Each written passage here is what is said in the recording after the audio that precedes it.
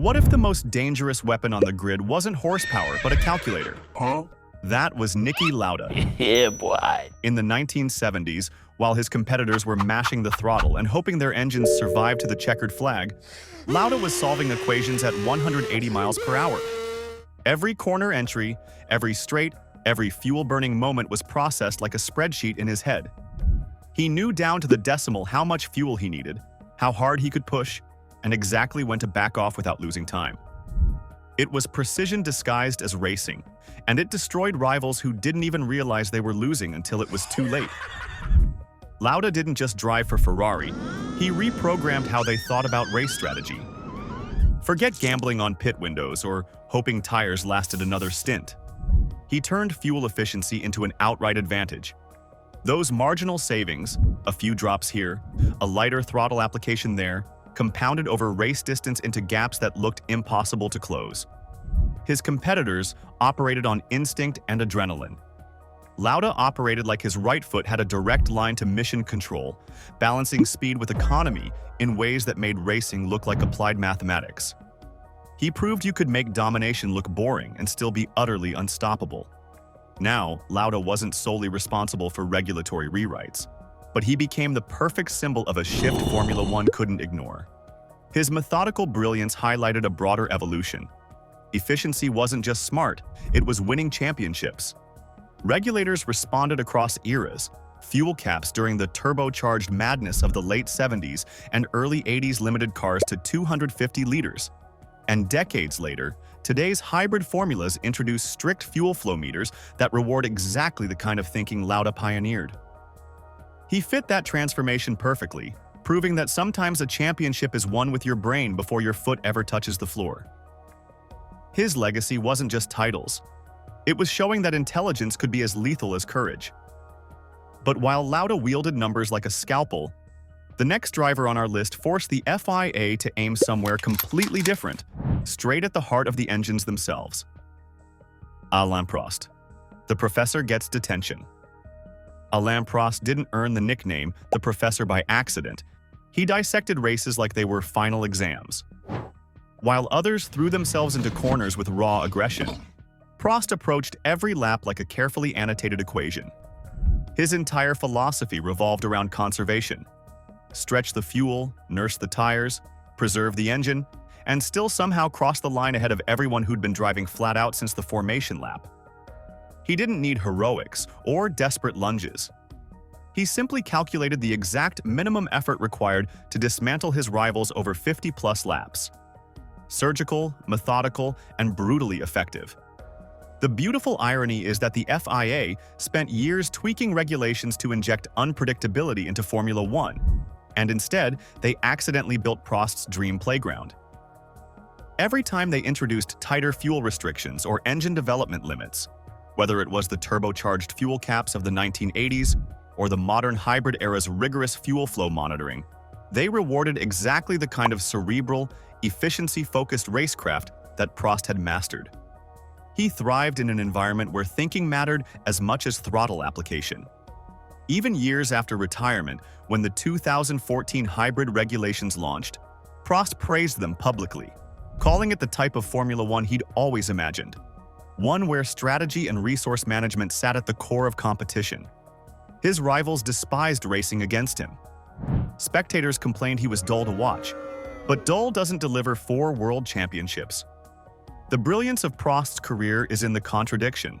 Rulemakers kept trying to shake up the sport and make it less predictable, yet every adjustment seemed to tilt the scales further toward drivers who could think like engineers.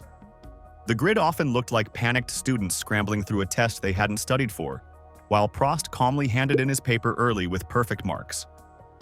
His legacy wasn't about being the fastest or the most spectacular. It was about proving that sometimes the deadliest advantage is seeing 20 laps into the future and executing with machine-like consistency. Prost might have looked like he was attending a lecture, but really, he was the one grading everyone else on a curve. And just when Formula One thought it had figured out how to handle analytical brilliance, the sport shifted gears entirely, handing power to the machines themselves, and that's where things truly went off the rails. Ayrton Senna. The tragedy that changed everything. Ayrton Senna's death at Imola in 1994 wasn't just a devastating loss. It was the earthquake that forced Formula One to finally reckon with its own recklessness. This wasn't some mid-grid casualty that the sport could quietly process and move past. This was one of the greatest drivers ever to sit in a cockpit, gone in an instant at the peak of his powers. Senna wasn't just competing, he was the living embodiment of an entire generation of racing. When he died, the shockwave tore through the paddock and shattered the illusion that Formula One could keep operating the way it always had. The sport was forced to admit what it had been avoiding for years. The danger had spiraled completely out of control. During that era, risk was just part of the furniture. Circuits featured barriers that crumpled on impact, runoff zones that were little more than grass strips, and cars designed with almost no consideration for what happened when they hit something at full speed. Medical response couldn't keep pace with machines now capable of reaching speeds their predecessors would never have dreamed of. Senna's crash obliterated any remaining argument that this was acceptable. It didn't just demand change, it made ignoring the problem impossible. The response was immediate and sweeping. The FIA launched a complete overhaul. Cockpit structures were reinforced with stronger survival cells, mandatory crash testing became far more rigorous, and cars were redesigned with crumple zones engineered to absorb catastrophic energy. Tracks were torn apart and rebuilt with proper runoff areas, energy-absorbing tire walls, and upgraded barriers. Medical protocols were rewritten from scratch, requiring on-site trauma facilities and dramatically improved emergency procedures. Senna's accident didn't inspire minor tweaks, it triggered a total reset of how Formula One approached survival. The ripple effects stretched decades beyond 1994. His death didn't just spark immediate reforms to circuits and car construction, it established the blueprint for every safety advancement that followed. That foundation eventually gave us intensified cockpit protection standards, the HANS device mandate in 2003, and the Halo system in 2018, technologies that have since saved countless lives. Senna's legacy can't be reduced to a single regulation or technical fix.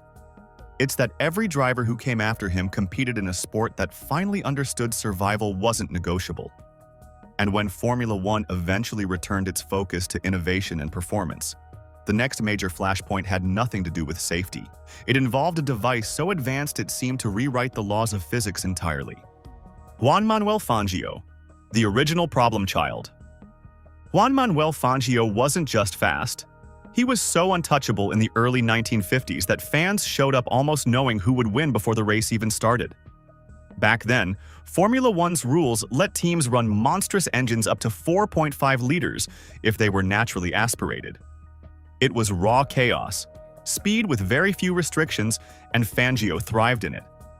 The rest of the grid felt like background actors chasing a man who barely looked like he was breaking a sweat. But dominance like that highlighted a problem. The engines were getting too powerful, reliability was sketchy, and the racing risked looking like pure horsepower contests instead of actual competition. So the FIA reset the formula. By 1954, displacement limits shrank to 2.5 liters for naturally aspirated engines, ending the era of those 4.5-liter giants. It wasn't written as the Fangio rule, but the timing told its own story. His brilliance helped expose how unbalanced the sport could get when engine size ran wild. Think of it like a video game boss everyone complains is impossible. The developers don't delete him, they just cut his health bar in half to keep players interested. That's what this 2.5-liter nerf patch did. It re-leveled the field. Except, Fangio still crushed anyway. Even with the reduced displacement, he kept winning championships, proving that his talent stretched far beyond brute engine power. By 1961, the FIA slashed capacities again, down to 1.5 liters, searching for a formula that wouldn't be so easily dominated by a single driver. Fangio showed that no matter how you rewrote the technical DNA, the very best could adapt and stay ahead. And soon, another champion brought the same problem. Only this time, the controversy wasn't about engines, it was about weight.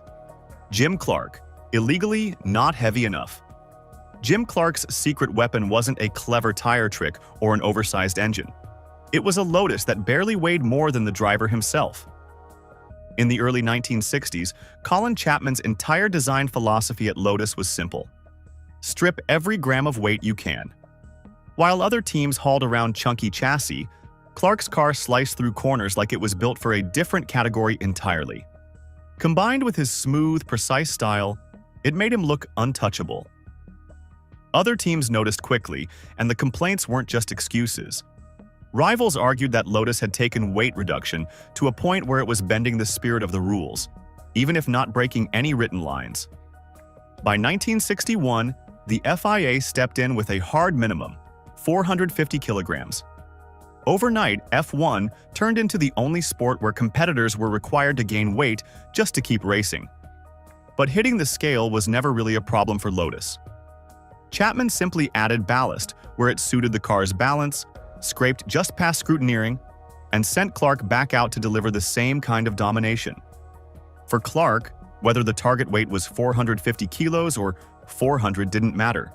He could still wrestle that Lotus to pole, disappear into the distance on Sunday, and leave the rest of the field chasing shadows. The minimum weight rule may have officially been about safety and fairness, but practically, it was a desperate attempt to slow down a driver-team combo that made lightweight look like a cheat code. So Clark forced Formula One into regulating the weight of its cars, and proved the rule wasn't nearly enough to keep him from winning. And soon, the sport would face another problem altogether. Speed itself was becoming more dangerous than the cars were built, or the tracks prepared, to handle. Jackie Stewart, too fast to be safe. Jackie Stewart proved that the real threat in Formula One wasn't just the speed of the cars, it was where those speeds were being unleashed. In the 1960s, legendary circuits like Spa and the Nürburgring weren't world-class venues. They were public roads dressed up with hay bales and wishful thinking. At Stewart's pace, those layouts turned into minefields, dense forests, stone walls, blind crests, and if you went off, the runoff was usually a ditch or a farm field. What set Stewart apart was that he didn't just drive through danger. He made it impossible to pretend it wasn't there. His perfect laps, stitched together at absurd speed, underlined how crazy it was that drivers were gambling their lives on roads that looked barely different from your morning commute.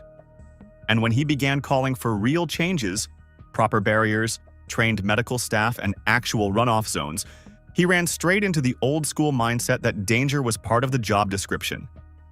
Many drivers, and plenty of officials, told him to stop complaining and just keep racing. But Stewart wouldn't shut up, and he wouldn't crash just so others could learn the lesson for him. After personal accidents and losing countless friends to fatal wrecks, his campaigning helped force Formula One to adopt safety as part of the rulebook. Runoffs, guardrails, track redesigns, and medical standards lifted the sport into a new era. You can joke that he refused to play crash test dummy for the FIA, but here's the truth. He saved lives doing it. By the time his career wound down, Stewart had transformed the job of being too fast into demanding the sport upgrade itself. And once F1 had tracks that could keep up with the bravest drivers, the next great challenge came from a man who treated racing less like survival and more like a classroom. Michael Schumacher, the tire king. Who broke physics? Michael Schumacher was so dominant on tires in the early 2000s that Ferrari turned Bridgestone rubber into their ultimate weapon. The cars stuck to the track like glue, and Schumacher could push at race pace while his rivals shredded their sets to bits. It didn't look like competition. It looked like organized theft, lap after lap, weekend after weekend. Then came 2005, and with it one of the most disruptive rule changes in modern F1. No tire changes during a race. Whatever you qualified on, you had to finish on. Suddenly, the emphasis flipped. Races weren't about blistering stints anymore. They were about dragging a single set of tires across the finish line without watching them disintegrate. In practice, that meant Ferrari lost their sharpest edge, while Michelin-shod teams often held the advantage instead. In fact, this split hammered the season so hard it blew up spectacularly at the infamous US Grand Prix that year. 14 cars withdrew because Michelin's rubber couldn't survive the high-speed banking. Overnight, Schumacher's biggest strength was neutralized. Ferrari, once the masters of aggressive pit strategies, had to tiptoe through races like they were protecting fragile glass. Schumacher went from kingmaker pace to hanging on against Renault and McLaren, who adapted quicker to the new landscape. What had felt like an unstoppable partnership between team, driver, and tire now looked ordinary under a rule tweak aimed at making the sport less about short stints and more about endurance. This wasn't just about banning dominance, it showed how a technical regulation could nerf one team's carefully built empire. And if Schumacher's edge was stripped away on the track, the next legend proved you didn't even need raw speed at all to force Formula One into rewriting its own playbook. Williams' active suspension ban. When your car looks less like a race car and more like a PlayStation cheat code, the FIA doesn't need binoculars to know something's up. That was Williams in the early 1990s with active suspension. It wasn't just an upgrade, it was like the car had its own AI, adjusting itself corner by corner to keep the chassis perfectly flat. While rivals bounced around like shopping carts on cobblestones, Nigel Mansell and later Alain Prost were glued to the asphalt with handling that belonged in a different category entirely. The joke wrote itself, but regulators didn't laugh. They warned that systems like this blurred the line between driver skill and automated control, and they flagged safety if the tech ever failed mid-race. The results spoke louder than the warnings. In 1992, Mansell demolished the championship so fast the calendar felt unnecessary past mid-season. In 1993, Prost climbed into the same car and cruised to his fourth title, making every other team look outdated before the lights even went out. Trying to chase that, Williams was like trying to beat a slot car. It just didn't move like the rest. So the FIA banned active suspension for 1994, lumping it together with other electronic aids like traction control and ABS. Officially, the argument was that Formula One needed to preserve the driver's role and keep competition balanced. Unofficially, everyone could see Williams had engineered themselves into their own league, and nobody wanted an era defined by software instead of drivers. By drawing that line, the FIA reasserted control and forced Williams back into the same sandbox as the rest of the field. Technology that radical couldn't survive in the open for long. And the sport would face the same question years later when another team unveiled a steering trick that bent the rules too far. Mercedes' DAS ban. Mercedes showed up in 2020 with a steering system that looked like it was ripped straight out of a science fiction sketchbook. It was called DAS, Dual Axis Steering, and the first time onboard cameras caught it, fans and teams alike had no idea what they were seeing. Lewis Hamilton was yanking the wheel toward himself on the straights, then pushing it back before corners. What he was really doing, changing the toe angle of the front tires while driving. That meant faster tire warm-up, cleaner straight-line stability, and a way to fine-tune grip mid-race at the push and pull of a wheel. The paddock went into panic mode. Rivals rushed to check if they could somehow replicate it, but the FIA killed that dream before it even began. They ruled DAS legal for the 2020 season, but at the same time issued a regulation change to explicitly ban it for 2021. Translation: it was permitted for a single year, then straight to the blacklist. For Mercedes, that one season was all they needed. Hamilton and Bottas had a built-in tire hack while everyone else was stuck nursing rubber the old-fashioned way. What made DAS lethal wasn't raw lap time, it was control. Mercedes could bring tires into the perfect temperature window, lap after lap, keeping performance consistent while minimizing wear. Onboards looked like cheat code tutorials, with Hamilton casually sliding the wheel to manage his car like nobody else on the grid could. By the end of the year, the verdict was clear. Incredible idea, banned forever. Mercedes got one glorious season of DAS before it disappeared into the archives. But not long after, suspicion wasn't about steering tricks. It shifted to a different battlefield entirely. Engines. Ferrari fuel flow sensor rules. Ferrari's 2019 engine was putting up numbers so strong that the rest of the grid started looking around like, wait, what just happened? On the straights, the red cars were rockets. Charles Leclerc was pulling out poles against the best setups Mercedes could throw at him, and even Sebastian Vettel suddenly looked revived on Saturdays. It felt like Ferrari had flipped a hidden switch, because from mid-season onwards, everyone was asking the same question. Where did this straight-line speed come from? And in Formula One, if something looks too good to be true, rival teams start writing emails. The suspicion was that Ferrari had found a loophole in the fuel flow regulations, something that might allow them to feed more fuel than permitted without triggering the standard FIA sensors. Not an obvious caught cheating scenario, but clever engineering that lived right on the edge. The FIA stepped in with a mid-season technical directive to clarify how the fuel flow sensor should be interpreted. Ferrari publicly insisted that this clarification had not changed how their power unit worked, but to double-check, the FIA added stricter monitoring, including multiple sensors, and by the start of 2020, an encrypted fuel flow meter for every car. The timing told its own story. Once the directive hit, Ferrari's advantage disappeared almost overnight. Their straight-line dominance faded, and instead of their rivals chasing them, it looked like Ferrari were the ones trying to hang on down the straights. The official line was careful: no disqualifications, no lost trophies, but fans and teams alike connected the dots. It became one of Formula One's most infamous silent bans. Just a clarification on paper, but one that rewrote Ferrari's season. And as if that wasn't dramatic enough, the very next controversy wouldn't just shift lap times, it put the entire outcome of the World Championship under fire. Max Verstappen breaking Abu Dhabi and the rulebook. Max Verstappen's first championship in 2021 didn't just stir debate. It exposed how fragile Formula One's own rulebook could look under the brightest lights. The season went down to Abu Dhabi, and with a late safety car, chaos landed in the middle of the final showdown. Lapped cars sat between Hamilton and Verstappen. Then race director Michael Masi made a call that confused everyone. Only some cars were allowed to unlap themselves, not all. That gave us one single lap of racing with Verstappen on fresh softs, and Hamilton stuck on old hard tires, and the result flipped instantly. The controversy wasn't about Verstappen pouncing on the chance.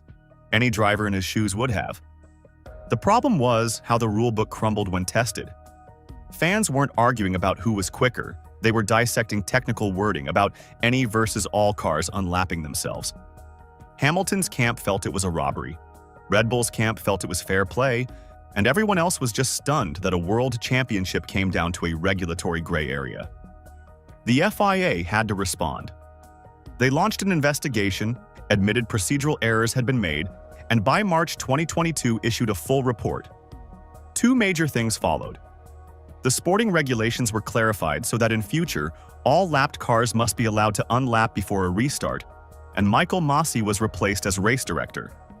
To prevent one figure from holding that much unchecked power again, the order of race control itself was restructured with new roles and oversight. Verstappen may have been crowned champion, but Abu Dhabi rewrote how Formula One handles its own laws. It showed that even the final lap of a season can be decided not just by skill, but by systems and communication. And speaking of communication, that's exactly where the next controversy begins. Lewis Hamilton, punished for having good ears. Lewis Hamilton's edge wasn't just speed or overtakes. It was how well he processed every word coming through his radio. While plenty of drivers needed simple cues to avoid confusion, Hamilton could absorb whole sentences of detail like he was multitasking an audiobook mid-race. Engineers would reel off brake settings, tire targets, or fuel strategies, and within seconds he'd adjust perfectly. It looked less like racing and more like watching someone play a simulator with cheat codes whispered directly into their ear. Naturally, that didn't go unnoticed. Other teams argued that radios had turned into strategy consoles, with engineers micromanaging every moment. Soon, the FIA stepped in with restrictions to curb mid-race coaching. Messages had to be stripped down to vague advice instead of step-by-step instructions. The rule wasn't created to stop Hamilton specifically, but his ability to squeeze every ounce of advantage from clear instructions made him the poster child for why restrictions seemed necessary. The sport wanted drivers to make their own calls in the cockpit, not just recite engineer input in real time. It felt like the weirdest kind of punishment. Hamilton's reward for being an exceptional listener was engineers reduced to clown-coded riddles. Instead of set brake balance to mode 7, it was do what you can, which helped no one. It turned routine conversations into cryptic, borderline comedic exchanges that fans loved listening to, but drivers often found useless. Over time, communication rules shifted again, with even greater transparency, like when public radio broadcasts were emphasized in 2021. but the impact lingered. Hamilton showed that even the way a driver listens could shape regulations and reshape the balance between team and driver. And if ears could trigger rule tweaks, the next controversy showed how entire car parts could do the very same thing. Sebastian Vettel, teaching the FIA about car parts. Sebastian Vettel had an era where it felt like he'd hacked the aerodynamics of Formula One. Red Bull's trick wasn't an oversized engine or a strange suspension. It was the blown diffuser. By routing exhaust gases over the diffuser, even when the driver was off throttle, the airflow stayed attached and produced a ton of extra downforce in the corners. The car basically turned its exhaust into an aero weapon, and that meant Vettel's RB7 looked like it was stapled to the asphalt while the rest of the grid slid around. On track, the advantage was obvious. Qualifying laps weren't close. Vettel was regularly on pole with room to spare. Then on Sundays, he'd rocket clear within a few laps, leaving everyone behind staring at the back of that Red Bull, as if it had jet thrusters strapped under the rear wing. Rivals tried to copy it, but Adrian Newey's design worked on a different level, and nothing else came close. The complaints piled up, and by 2011 the FIA stepped into the middle of what became a political and technical war. The battle over off-throttle exhaust blowing turned into a tug-of-war between teams and regulators, with mid-season rulings, compromises, and backtracking as everyone argued about what counted as legal engine mapping. The blown diffuser row finally culminated in a compromise in 2011, and from 2012, onward exhaust use for aero was tightly restricted. Vettel still stormed to the title, but the episode redrew how Formula One handled clever interpretations. It wasn't that the FIA had overlooked the idea. It was that Red Bull had pushed performance so far that the rules had to be nailed down tighter than before. Vettel's domination proved that even an exhaust pipe could force regulators to rewrite the sport. Not every rewrite, though, came from clever engineering. Some of the most important changes were sparked by tragedy on track. Fernando Alonso, making physics illegal. Fernando Alonso's Renault had a trick so clever it looked like he was bending the car's relationship with gravity. The weapon was the mass damper, a device tucked inside the nose that used a weighted element moving against the car's motion to soak up bumps. The result was uncanny stability. Renault's car clung to corners while everyone else fought their machines like shopping carts with jammed wheels. And here's the reality check. Renault first tried the mass damper at the end of 2005 on the R25, and in 2006 it became central to their pace, worth valuable tenths of a second each lap. For Alonso, it was transformative. While rivals wrestled with twitchy handling, he could throw the Renault into corners with total confidence. That confidence added up to consistent points and, ultimately, another world title. The device was so effective that rival teams weren't just annoyed. They lobbied aggressively, claiming it blurred the line between legal suspension mechanics and illegal movable aerodynamics. Somehow, a lump of metal shifting a few millimeters inside the car was treated like wings sprouting mid-race. The FIA initially allowed the system, with race stewards clearing it multiple times. But when the protests kept coming, the matter escalated.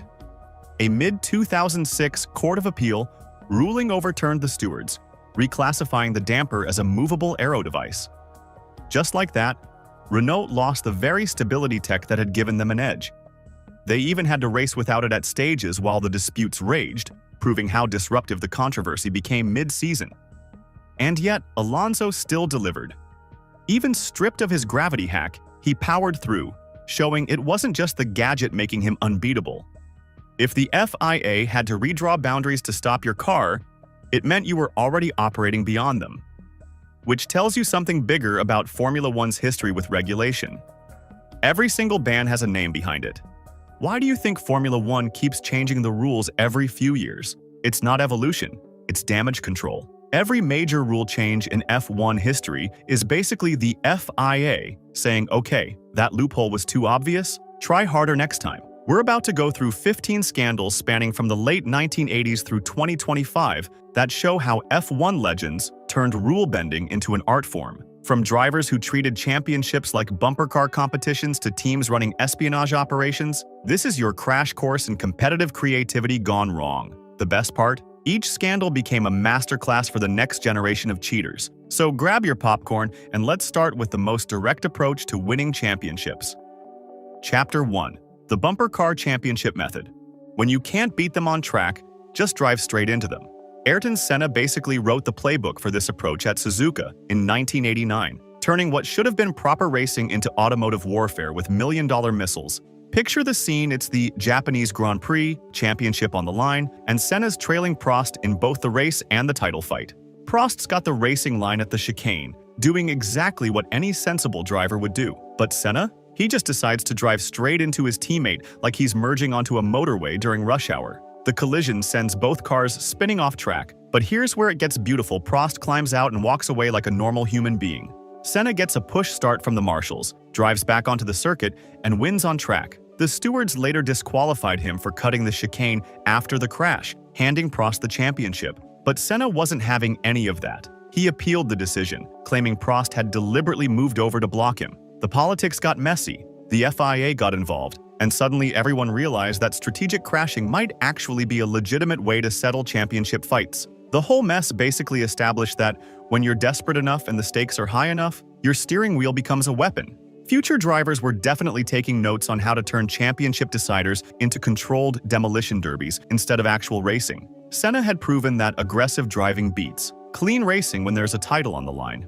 The message was crystal clear: if you can't outrace them, just crash into them and let the stewards sort out the mess afterwards. One driver in particular was watching this masterclass very carefully, already planning his own graduation ceremony in championship-winning crashes. Chapter 2. The Convenient Collision Technique. Michael Schumacher took careful notes and decided to perfect the technique. Adelaide 1994 became his masterclass in championship-winning crashes, where he proved that sometimes the best way to secure a title is through strategic automotive contact. Schumacher's leading the championship by 1 point going into the final race, which should be straightforward enough for someone of his talent. But on lap 36 during the race itself, he hits the wall, damaging the car and suddenly making his championship dreams look pretty shaky. 1 point lead means nothing if your car's held together with hope and duct tape. Damon Hill's catching up fast, sensing opportunity like a shark smelling blood in the water. Michael's damaged car is limping around the track, visibly struggling, and Hill knows this might be his only shot at overtaking for the championship. The stage is set for what should be a proper racing battle between two championship contenders. But here's where the genius kicks in.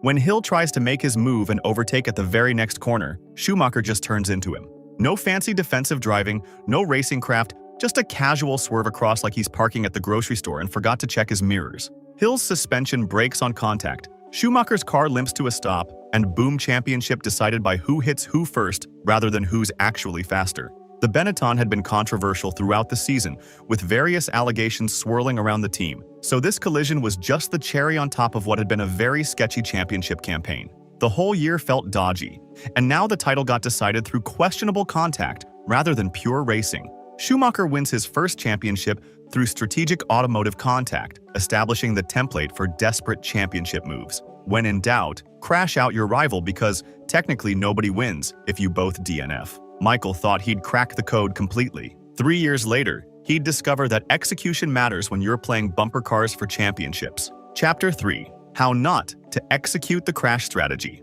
Jerez. 1997 became his masterclass in how physics doesn't always cooperate with your crash for championship strategy. Michael's holding a 1 point lead over Jacques Villeneuve going into the European Grand Prix and figures he'll just run the same play that worked perfectly 3 years earlier. The math seemed straightforward: crash into your rival, hope they retire, collect your championship trophy. He'd done this before at Adelaide, it worked like a charm. So why not run it back for another title? Sometimes the same trick works twice, except when it absolutely doesn't. Villeneuve makes his move at Dry Sack Corner, going for a bold overtake that would secure him the title. Schumacher turns in like he's done before, expecting the same result as his previous championship-winning collision. But this time, physics had other ideas about how two racing cars should interact when they meet at speed. Instead of taking both cars out cleanly, Schumacher just bounces off Villeneuve like a pinball hitting a bumper. Jacques keeps going with some side pod damage, while Michael's Ferrari ends up beached in the gravel looking like a complete muppet. The whole move backfired spectacularly, leaving Schumacher stuck in the sand, watching his championship hopes disappear. Villeneuve drives on to finish third and clinch the title, while Schumacher's sitting in retirement wondering how his foolproof crash strategy went so wrong. Sometimes the same trick doesn't work twice, especially when you're dealing with two cars traveling at racing speeds with their own momentum and physics. The FIA had finally seen enough of Schumacher's crash for championship strategy and decided to make an example of him. They disqualified him from the 1997 Drivers' Championship standings, though he kept his individual race results, and Ferrari retained their constructors' points. The lesson was crystal clear: if you're going to crash into someone for a championship, make sure you actually take them out too. But crashing wasn't the only way teams found to manipulate race results. Chapter 4. The Art of Obvious Team Orders. Ferrari mastered many dark arts over the years, but subtlety was never one of them. Austria 2002 showed how not to execute team orders when you want to maintain even the slightest pretense that you're running a legitimate racing operation. Rubens Barrichello's leading the race at the A1 ring, Schumacher's running second, and Ferrari decides Michael needs to win because he's their golden boy. Never mind that Michael already had a massive championship lead and didn't actually need this particular victory. Ferrari wanted their number one driver on the top step, and they weren't about to let something silly like actual racing get in the way. Instead of doing this cleverly with strategy or pit stops, Ferrari just tells Rubens to slow down right before the finish line in front of 100,000 people. We're talking about the most obvious piece of race manipulation in F1 history, executed with all the subtlety of a brick through a window. Barrichello basically parks his car and waves Schumacher past like he's directing traffic at a busy intersection. The crowd goes absolutely mental with booing because even casual fans can spot blatant race fixing when it's this obvious. You've got paying customers watching their sport get turned into theater, and they're letting everyone know exactly what they think about it. Then comes the cherry on top of this disaster. On the podium, Schumacher tries to give Rubens the winner's trophy, creating the most awkward 30 seconds in F1 history. The Austrian national anthem's playing while Michael's trying to swap positions, making the whole ceremony look like a complete joke. The whole thing was so blatantly obvious that even Ferrari couldn't pretend this was legitimate racing anymore. The FIA slapped them with $1 million fine specifically for the podium presentation fiasco and banned team orders entirely starting in 2003, though that rule lasted about as long as you'd expect in Formula 1. But sometimes teams didn't even need to manipulate results to create absolute chaos. Sometimes pure incompetence worked just as well. Chapter 5. The Tire Disaster Masterclass. The 2005 US Grand Prix became a masterpiece in how to kill your sport in an entire country through sheer organizational failure. Michelin shows up to Indianapolis with tires that basically melt on the banking at turn 13, creating a safety nightmare that nobody saw coming. The problem started with the track's 2004 resurfacing combined with new rules against tire changes, creating forces that were shredding Michelin's left rear tires like paper. What should have been routine racing turned into a potential death trap for anyone running Michelin rubber. The tire failures started early during practice, then Ralf Schumacher had a massive crash on Saturday directly caused by his left rear tire exploding at high speed. 14 cars couldn't race safely, but instead of finding a workable solution, everyone just argued about who was responsible while the clock ticked toward race time. The FIA suggested workarounds like making Michelin teams drive through the pit lane every lap or imposing speed limits, but the teams rejected everything as either unsafe or unfair. Nobody wanted to compromise, nobody wanted to take responsibility, and nobody seemed to care about the paying customers. The Michelin teams did a formation lap to give fans something to watch. Then all 14 cars drove straight into the pits and parked, leaving just 6 Ferrari and Jordan cars to race in front of furious American fans. You've got 100,000 people who paid good money watching what barely qualified as a parade rather than a race. Michael Schumacher won a race that nobody wanted to watch, driving around an empty track in front of stands full of people demanding refunds. This wasn't cheating or rule bending. This was just spectacular incompetence that made F1 look like amateur hour on live television. F1's American expansion dreams died that day, taking over a decade to recover from abandoning an entire race weekend. But sometimes drivers created their own disasters through pure theatrical incompetence. Chapter 6. The Parking Job That Fooled Nobody. Michael Schumacher had many talents, but acting wasn't one of them. Monaco 2006 proved that even legends can look ridiculous when they try to be too clever for their own good. Qualifying at Monaco is everything. Pole position is basically a guaranteed win if you don't mess up. Overtaking around Monaco is nearly impossible, so whoever starts first usually finishes first. The whole weekend comes down to those crucial qualifying minutes where drivers push their cars to the absolute limit. Schumacher's on provisional pole, sitting pretty with what looks like a winning position locked up. But Fernando Alonso's final lap is looking quick enough to steal it away, and Michael can see his Monaco victory slipping through his fingers in real time. So Michael does what any reasonable person would do. He accidentally stops his car at Raskas Corner, blocking the track for everyone behind. What a convenient mechanical failure at the exact moment when his pole position was under threat. The acting performance was about as convincing as a soap opera. Michael just parks his Ferrari and pretends something's wrong with the car, waving his hands around like he's genuinely surprised by this totally unexpected breakdown. Every mechanic in the paddock knew that car was running perfectly fine. Every driver, team boss, and fan watching knew exactly what had happened. But Michael stuck to his story like he was method acting for an Oscar. His former technical director later admitted that Michael's instinctive response under pressure was always to defend his position, no matter what it took. This wasn't even Schumacher's first questionable move. He'd already perfected the championship-deciding crash technique twice before. So parking his car to block qualifying was just another creative interpretation of competitive racing. The stewards weren't buying this performance either. They stripped him of his qualifying times and sent him to the back of the grid for Sunday's race. Sometimes the cover-up is worse than the crime, especially when your cover-up involves pretending to be a broken-down car. But individual driver antics were nothing compared to what some teams were willing to do for competitive advantage. Chapter 7. The $100 million spy ring. McLaren looked at corporate espionage and thought, we can make this about racing cars. Spygate 2007 became F1's most expensive lesson in intellectual property theft, turning the paddock into something that looked more like a Cold War spy operation than a motorsport championship. A Ferrari employee decides to share 780 pages of technical secrets with McLaren because apparently handing over your employer's most classified information seemed like a brilliant career move. We're talking about fuel loads, tire strategies, car setups, weight distribution. Data basically Ferrari's entire playbook handed over on a silver platter like he was sharing lunch recipes. McLaren's chief designer gets caught red-handed with Ferrari's technical data floating around his personal files, but the team claims they never actually used any of it. Sure guys, you just collected hundreds of pages of your main rival's secrets for light bedtime reading. Totally believable. The FIA investigates deeper and finds emails discussing Ferrari's confidential information floating around McLaren like office gossip. Internal communications showing team members actively discussing their competitors' technical secrets, proving this went way beyond one rogue employee sharing documents. The FIA's scrutiny didn't stop at 2007 either. They threatened to examine McLaren's 2008 car with a full technical report and consider further sanctions. They wanted to make absolutely sure McLaren wouldn't benefit from any lingering effects of their industrial espionage in future seasons. McLaren got slammed with a $100 million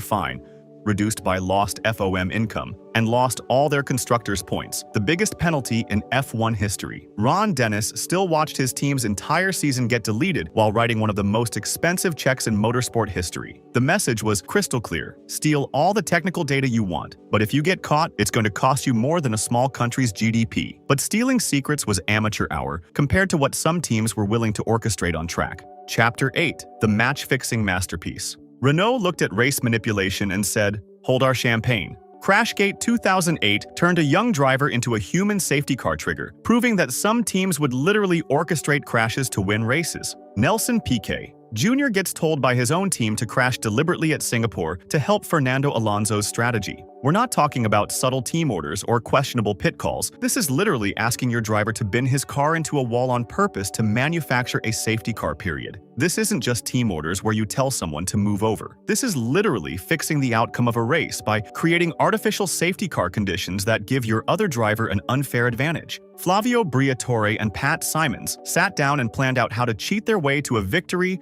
through deliberate crashes. Piquet crashes exactly where and when Renault needs him to at turn 17 on lap 14. Alonso gets a perfectly timed pit stop during the safety car period, rejoins with fresh tires and light fuel, and wins the race. The whole thing worked like clockwork because they'd planned every detail of this manufactured accident. The plan worked perfectly until Piquet got fired the following year and decided to expose the whole operation out of spite. Hell hath no fury like a racing driver whose career got ended, so Nelson spilled everything about Renault's race-fixing scheme. Suddenly, F1 had its first confirmed case of deliberate race fixing, complete with team bosses orchestrating crashes like they were directing action movies. The sport had seen plenty of cheating before, but never anything this blatant involving manufactured accidents. Flavio Briatore got an indefinite ban, Pat Simons got 5 years, and Renault got a 2-year suspended disqualification. Both bans were later overturned by a French court in 2010, but both men agreed not to work in F1 until 2013 as part of a settlement. Piquet got immunity for whistleblowing, but his career was over because being a professional crash test dummy isn't great for your reputation. Sometimes the most explosive scandals weren't about cheating the system. They were about teammates refusing to play by their own team's rules. Chapter 9. The passive-aggressive podium special. Red Bull thought they had team orders figured out, but Sebastian Vettel had other ideas. Malaysia, 2013 gave us F1's most awkward podium celebration, proving that sometimes the biggest drama happens between teammates rather than rival teams. Multi-21 was Red Bull's code for Seb. Stay behind Mark Webber, and don't be a dick about it. Simple enough instruction that any professional racing driver should be able to follow, especially when your team's already dominating the championship and you don't actually need this particular victory. Vettel hears the message over the radio, thinks about it for approximately 0 seconds, and decides to overtake Webber anyway. The German had other plans that didn't involve following team orders or showing any respect for his teammates' position. The battle between teammates was more intense than anything happening with the other teams. Red Bull was literally racing against itself while everyone else watched this internal power struggle unfold on track. You've got two drivers in identical cars fighting each other instead of focusing on the actual competition. Webber realizes what's happening and tries to fight back, but Vettel's already committed to ignoring team orders completely. Mark's pushing his car to defend against his own teammate, creating the kind of tension that makes team meetings really uncomfortable afterwards. The podium ceremony was pure comedy gold. Webber looking like he wanted to strangle his teammate with the champagne bottle, giving Vettel the coldest shoulder in motorsport history. The body language said everything their media training wouldn't let them say out loud. Vettel won the race but lost the moral victory, creating the most passive-aggressive podium interview in F1 history. The tension was so thick you could cut it with a wing mirror, and everyone watching knew this partnership was basically over. Vettel later apologized for the incident, but the damage was done. But teammate drama was nothing compared to what happened when F1 faced real-world politics. Some scandals go way beyond sporting fairness into much darker territory. Chapter 10. Racing Through Revolution.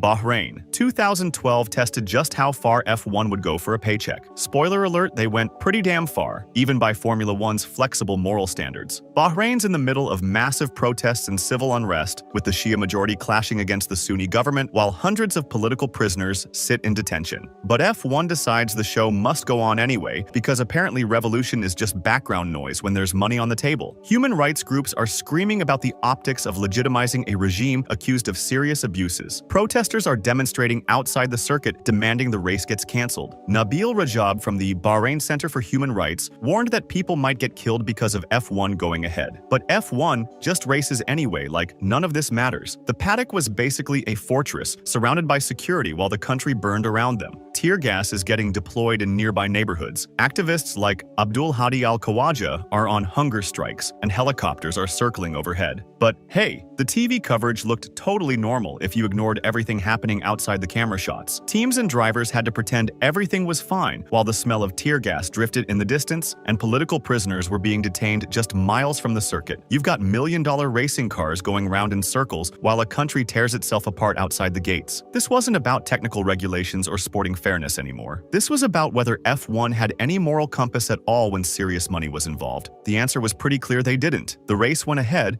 F1 got their money, and everyone learned that politics and paychecks don't mix well in motorsport. Sometimes the biggest scandals aren't about breaking sporting rules, they're about breaking basic human decency for a television show. But moral compromises were nothing compared to what happened when the FIA decided some investigations were better kept secret. Chapter 11. The Secret Settlement Special. Ferrari's 2019 engine was suspiciously quick, and when the FIA investigated, they created F1's most unsatisfying non-conclusion. This was regulatory theater at its finest, all the drama of a proper investigation with none of the actual answers. Ferrari's power unit suddenly became dominant out of nowhere, with Charles Leclerc hitting 345 km per hour on the Spa Straight, while Mercedes was stuck at 335 km per hour, looking like they were driving through treacle. 7 consecutive pole positions and 3 race wins later, rival teams started asking uncomfortable questions about fuel flow sensors and whether Ferrari had found some creative ways around the regulations. The FIA launches an investigation into potential fuel flow irregularities, because when your engine suddenly becomes a rocket ship overnight, people notice. But then everything goes mysteriously quiet, like someone pulled the plug on the whole investigation midstream. Instead of a public ruling with proper explanations, the FIA announces a confidential settlement with Ferrari in February 2020. This is basically the regulatory equivalent of a plea bargain where nobody admits guilt, but everyone agrees to move on quietly. Super transparent, really builds confidence in the sport's integrity. 7 teams immediately lose their minds demanding transparency, issuing a joint statement because secret deals don't exactly scream sporting fairness. When you settle behind closed doors, it looks like you're hiding something embarrassing that might damage the sport's reputation if it came out publicly. Ferrari's 2020 engine suddenly becomes much slower, dropping back to midfield pace practically overnight. Leclerc qualified 13th at Spa, where he dominated the year before. His qualifying time 0.47 seconds slower, and his top speed down from 345 to 333 kilometers per hour. What a coincidence that their rocket ship power unit became ordinary right after their secret settlement with the FIA. Nobody got answers, Ferrari got a slap on the wrist they'll never discuss, and the FIA proved that some scandals are better buried than resolved. But at least Ferrari tried to hide their questionable engineering choices behind closed-door settlements. Chapter 12. The Photocopying Championship. Racing Point took a completely different approach. Why innovate when you can just photocopy? The 2020 pink Mercedes became F1's most blatant homework theft, proving that some teams would rather copy their way to success than actually design anything themselves. Racing Point shows up with a car that looks suspiciously identical to Mercedes' 2019 championship winner. We're talking about the same nose shape, identical side pods, matching floor design, basically everything except the pink paint job screamed Mercedes. Even casual fans could spot the similarities from the grandstands. We're not talking inspiration here where teams borrow general concepts. This thing was so similar they could probably share spare parts between the two cars. The aerodynamic surfaces, the cooling layouts, even the way the bodywork flowed, it was like someone had run Mercedes' car through a photocopier and changed the color settings. The brake ducts were literally copied from Mercedes' previous year car, which crossed the line from influence to intellectual theft. Other teams had worked for months designing their own brake cooling systems, while Racing Point just grabbed Mercedes' homework and submitted it as their own work. Other teams were furious because Racing Point had basically skipped the design, a car part of being a constructor. Renault and Ferrari immediately filed protests, pointing out that this wasn't normal technical collaboration. This was straight-up copying someone else's engineering work. The FIA investigated and found that yes, Racing Point had specifically violated regulations with their brake ducts. The governing body was trying to foster a more equitable competitive environment, but Racing Point had found a loophole in what constituted legitimate car development versus outright copying. They got a €400,000 fine and 15-point penalty for the brake duct violation specifically, but got to keep racing the copied car all season.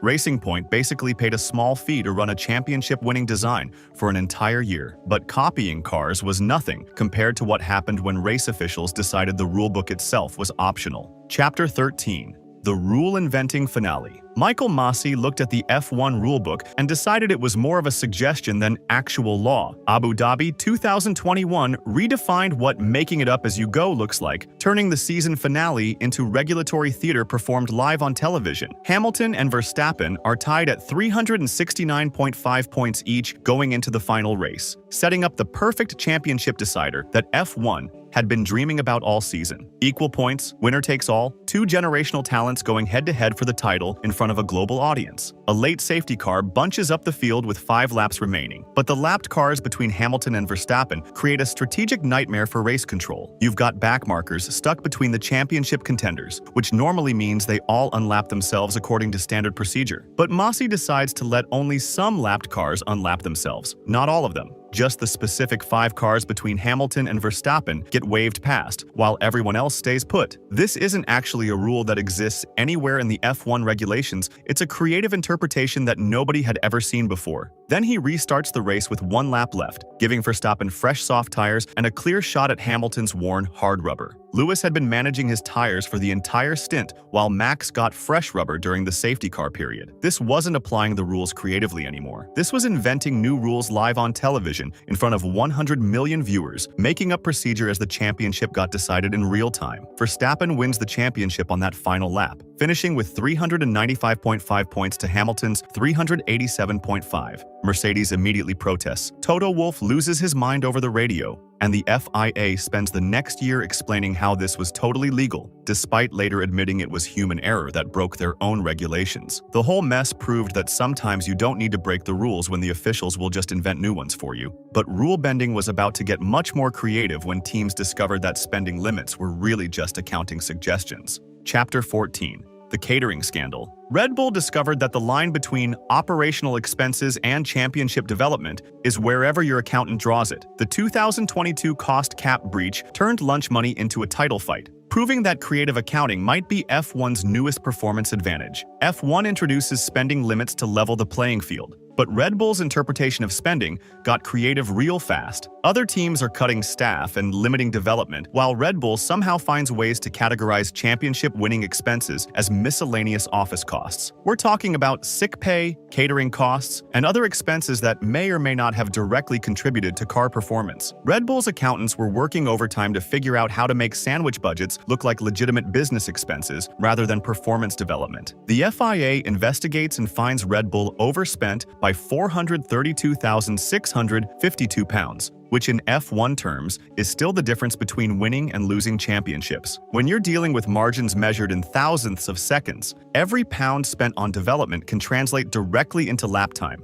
This wasn't traditional cheating where teams hide illegal parts or break technical regulations. This was accounting creativity applied to aerodynamics and engineering, turning financial loopholes into competitive advantages on track. The FIA found Red Bull acted in good faith without deliberate intent to cheat, but the competitive impact remained real. The FIA classified Red Bull's breach as minor because the overspend was less than 5% of the total cost cap. But even minor breaches in F1 can mean major performance gains when everyone else is playing by the spending rules. Red Bull gets a €7 million fine and reduced wind tunnel time, but keeps their championship because retroactive penalties are apparently too complicated. They basically paid a premium to exceed the budget cap and got to keep all the benefits. The lesson became crystal clear in modern F1. Your accountant might be more important than your aerodynamicist when it comes to finding those crucial performance gains. But creative accounting was nothing compared to the engineering battles that had been raging for decades. Chapter 15. The never-ending wing wars. The FIA has been fighting flexible wings since the 1970s, and somehow teams keep finding new ways to bend the rules literally. The 2025 clampdown is just the latest chapter in F1's most persistent loophole, proving that some battles between regulators and engineers never actually end. Teams discover that wings passing static tests can still flex at speed, creating aerodynamic advantages that technically aren't illegal. You design a wing that looks completely legal when the FIA pokes it in the garage, but transforms into something completely different when air starts flowing over it at 200 miles per hour. The 2025 regulations brought serious changes to stop this nonsense. Rear wing deflection limits dropped from 2 mm to 0.75 mm starting at the Chinese Grand Prix, then down to 0.5 mm by Japan. Front wings got hammered too, from the Spanish Grand Prix symmetric loading deflection cut from 15 mm to 10 mm, and flap deflection reduced from 5 mm to 3 mm. The FIA keeps tightening the tests. Teams keep finding new ways to make their wings bendy, and the cycle continues forever like some kind of carbon fiber Groundhog Day. Every time the governing body thinks they've closed the loophole, some clever engineer finds a new way to make their aero surfaces do things they shouldn't. Recent seasons gave us perfect examples of this eternal game. Teams found ways to make their floors flex, their rear wings bend, and their front wings dance around in ways that help their cars go faster while technically staying within the letter of the law. Ferrari reportedly stayed conservative on flexi wings, expecting an FIA clampdown, then had to scramble to catch up when other teams kept pushing boundaries.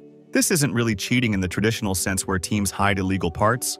This is exploiting the gap between what the rules say and what the rules actually test for, finding creative ways to interpret regulations that weren't written with their specific innovations in mind. The FIA will keep changing the tests, teams will keep finding new ways to bend them, and the whole circus rolls on. These engineering battles reveal the real truth about Formula One. It's a complete guide to competitive creativity, where the line between strategy and fraud moves around more than a Red Bull on fresh tires. Every scandal teaches the same lesson. Rules are just suggestions until someone gets caught, and even then the penalties might be worth it. F1 doesn't run on speed alone, it runs on speed, politics, billion-dollar egos, and the occasional bit of light fraud when nobody's looking too closely. The line between strategy and cheating is wherever the FIA draws it that weekend. Here's what nobody tells you about Formula One. For every Verstappen who delivers on their promise, there are dozens of drivers who prove talent is just the entry fee to a very expensive disappointment. GP2 kings, famous surnames, pay drivers, and scandal. Every one of them had a moment that turned into a car crash. The common thread isn't lack of speed, it's something far more brutal about how F1 actually works. Starting with the most dangerous label any young driver can receive, the next Senna curse. Being called the next Senna is basically F1's version of getting cursed by a witch. It sounds amazing until your career implodes spectacularly,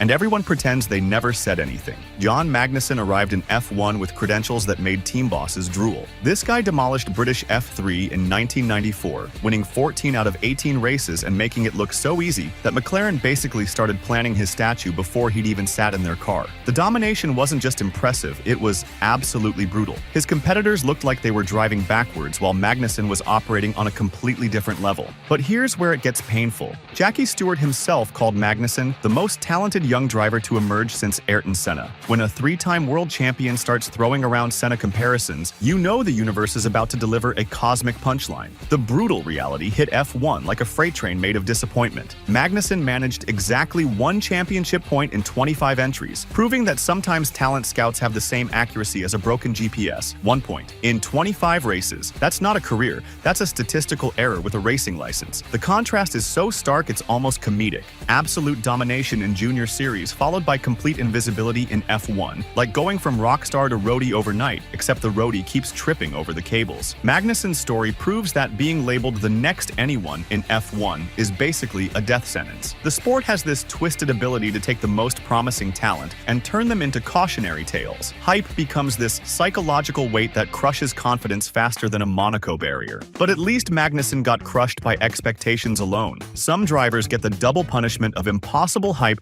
combined with absolutely terrible machinery. McLaren's dream crusher. Stoffel Van Dorn walked straight into that nightmare scenario. This wasn't some borderline talent getting a lucky break. Van Dorn didn't just win GP2 in 2015, he absolutely annihilated it with 7 wins and a championship margin so massive it made his competitors look like they were driving backwards through molasses. We're talking about pure domination that had team principals fighting each other with briefcases to sign this guy. But here's where McLaren's genius really shines through. They handed him the keys to what they promised was a Formula One car, but what they actually gave him was a rolling advertisement for why Honda should stick to making lawnmowers and leave motorsport to people who understand that engines are supposed to make cars go forward. The Honda-era McLaren was so catastrophically slow that safety cars were genuinely faster during race conditions. Every race weekend became a 3-day exercise in public humiliation for everyone involved, with Van Dorn trapped inside this mechanical disaster like a talented pilot flying a paper airplane in a hurricane. The qualifying battles against Fernando Alonso became particularly brutal,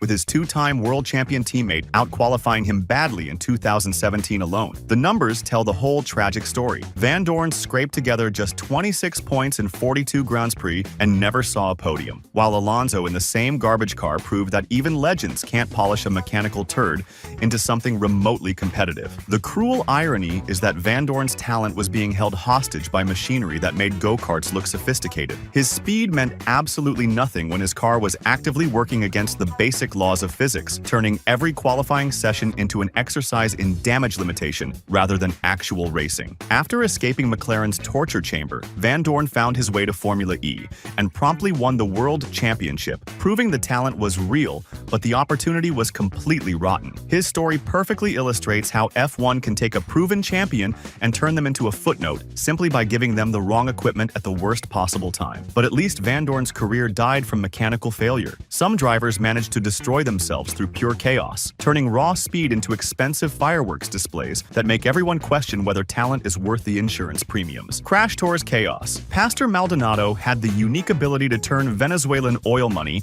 into carbon fiber confetti faster than any driver in F1 history. And honestly, watching it happen was like witnessing a very expensive form of performance art. This guy arrived as the 2010 GP2 champion with enough PDVSA backing to make team principals forget basic math and enough raw speed to make them ignore the warning signs flashing like Christmas lights. The sponsorship money didn't just help him secure a seat with Williams, it kept him there despite the chaos that followed. Teams need funding to survive, and Maldonado's backers were writing checks that made his crash repair bills look like pocket change. His 2012 Spanish Grand Prix win looked like the beginning of something special, proving he had genuine pace to beat Sebastian Vettel and Fernando Alonso Alonso on their day. For about 5 minutes, it seemed like we'd found another legitimate talent who could mix it with the big boys when everything came together perfectly. But here's where things get absolutely wild. Maldonado's definition of racing incident was so ridiculously broad, it could have included accidentally driving through a shopping mall. The man had a gift for finding new and creative ways to make contact with barriers, other cars, and occasionally thin air. Across 95 starts, he managed 1 win and 76 points while creating enough crashes to fund a small aircraft carrier. Fans couldn't decide whether to laugh or cry, so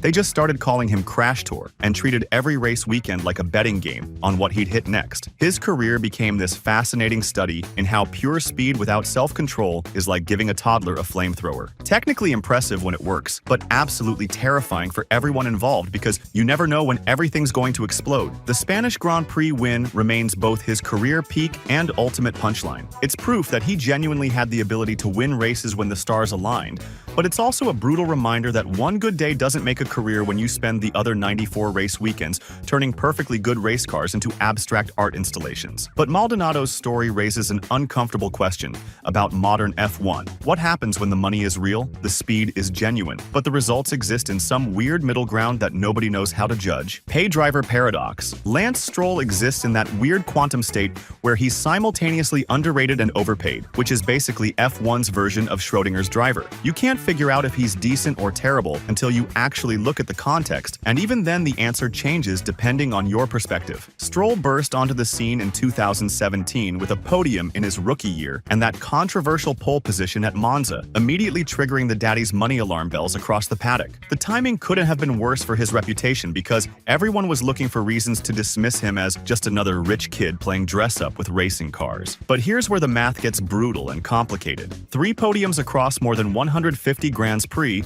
sounds absolutely terrible until you realize he's spent most of his career driving mid-pack machinery that makes podiums about as likely as finding unicorns grazing in your backyard. His career points total tells a story that sits uncomfortably between legitimate talent hamstrung by circumstances and billionaire's son playing very expensive dress-up. The numbers don't lie, but they don't tell the whole truth either, which makes judging his actual ability like trying to solve a puzzle with half the pieces missing. Look, Stroll has shown genuine flashes of speed when everything comes together, but those moments get buried under the narrative that his seat was bought rather than earned, creating a perception problem that follows him around like a bad smell at every single race weekend. Team politics and constantly shifting car philosophies have consistently put him in positions where success becomes nearly impossible. Racing Point became Aston Martin, the car got slower, the expectations stayed high, and suddenly, judging whether criticism is fair or just lazy analysis becomes genuinely difficult. Stroll's career perfectly embodies the modern F1 paradox, where money talks louder than speed, but speed without the right platform becomes meaningless anyway. You can have all the talent in the world, but if your car is garbage, nobody remembers your skill. He's living proof that in F1, your bank account can get you a seat, but it can't buy you respect. That still has to be earned on track, one lap at a time, regardless of how much your father paid for the privilege. But what if the money runs out and the performance pressure becomes impossible? Sometimes the fastest way to destroy a career is to give someone exactly what they think they want. Formula E refugee crisis. Nick de Vries achieved what might be F1's most spectacular career implosion, going from hero to zero so quickly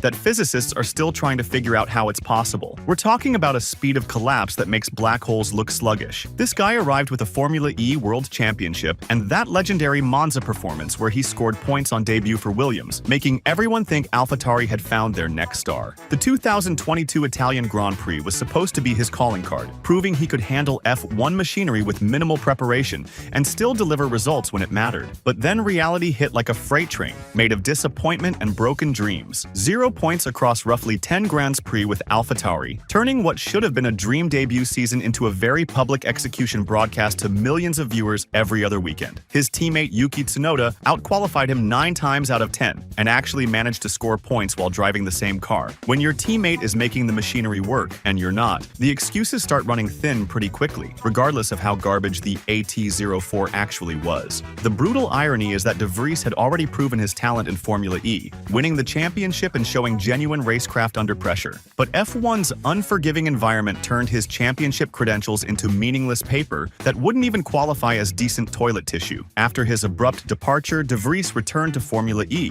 which has basically become F1's rehabilitation center, where drivers can rebuild their careers after the main series chews them up and spits them out like expired gum. His story proves that sometimes the fastest way out of F1 is also the smartest, especially when other series actually appreciate your talent instead of destroying it for entertainment purposes. But De Vries wasn't the only victim of a system designed to break promising drivers. Some teams have turned destroying young talent into an actual business model, treating future champions like disposable products with expiration dates. Red Bull's mistakes. Red Bull's junior program has perfected the art of taking promising talent and putting them through a meat grinder operated by impatient executives with the attention span of goldfish on energy drinks. Take Jaime Alguersuari, who became F1's youngest driver at 19 when Red Bull threw him into the 2009 Hungarian Grand Prix with zero testing time. That's like handing car keys to a teenager and saying good luck, except the car costs millions and the whole world is watching you crash it. Alguersuari actually managed 31 points across 46 races and outperformed his teammate Sebastian Buemi in 2011 with 7 top 10 finishes. Then Red Bull dropped him anyway at the end of the season. He later said, "I still do not understand how it could have happened," which perfectly captures the bewilderment of watching your career get executed for no logical reason. Daniil Kvyat's story is even more brutal.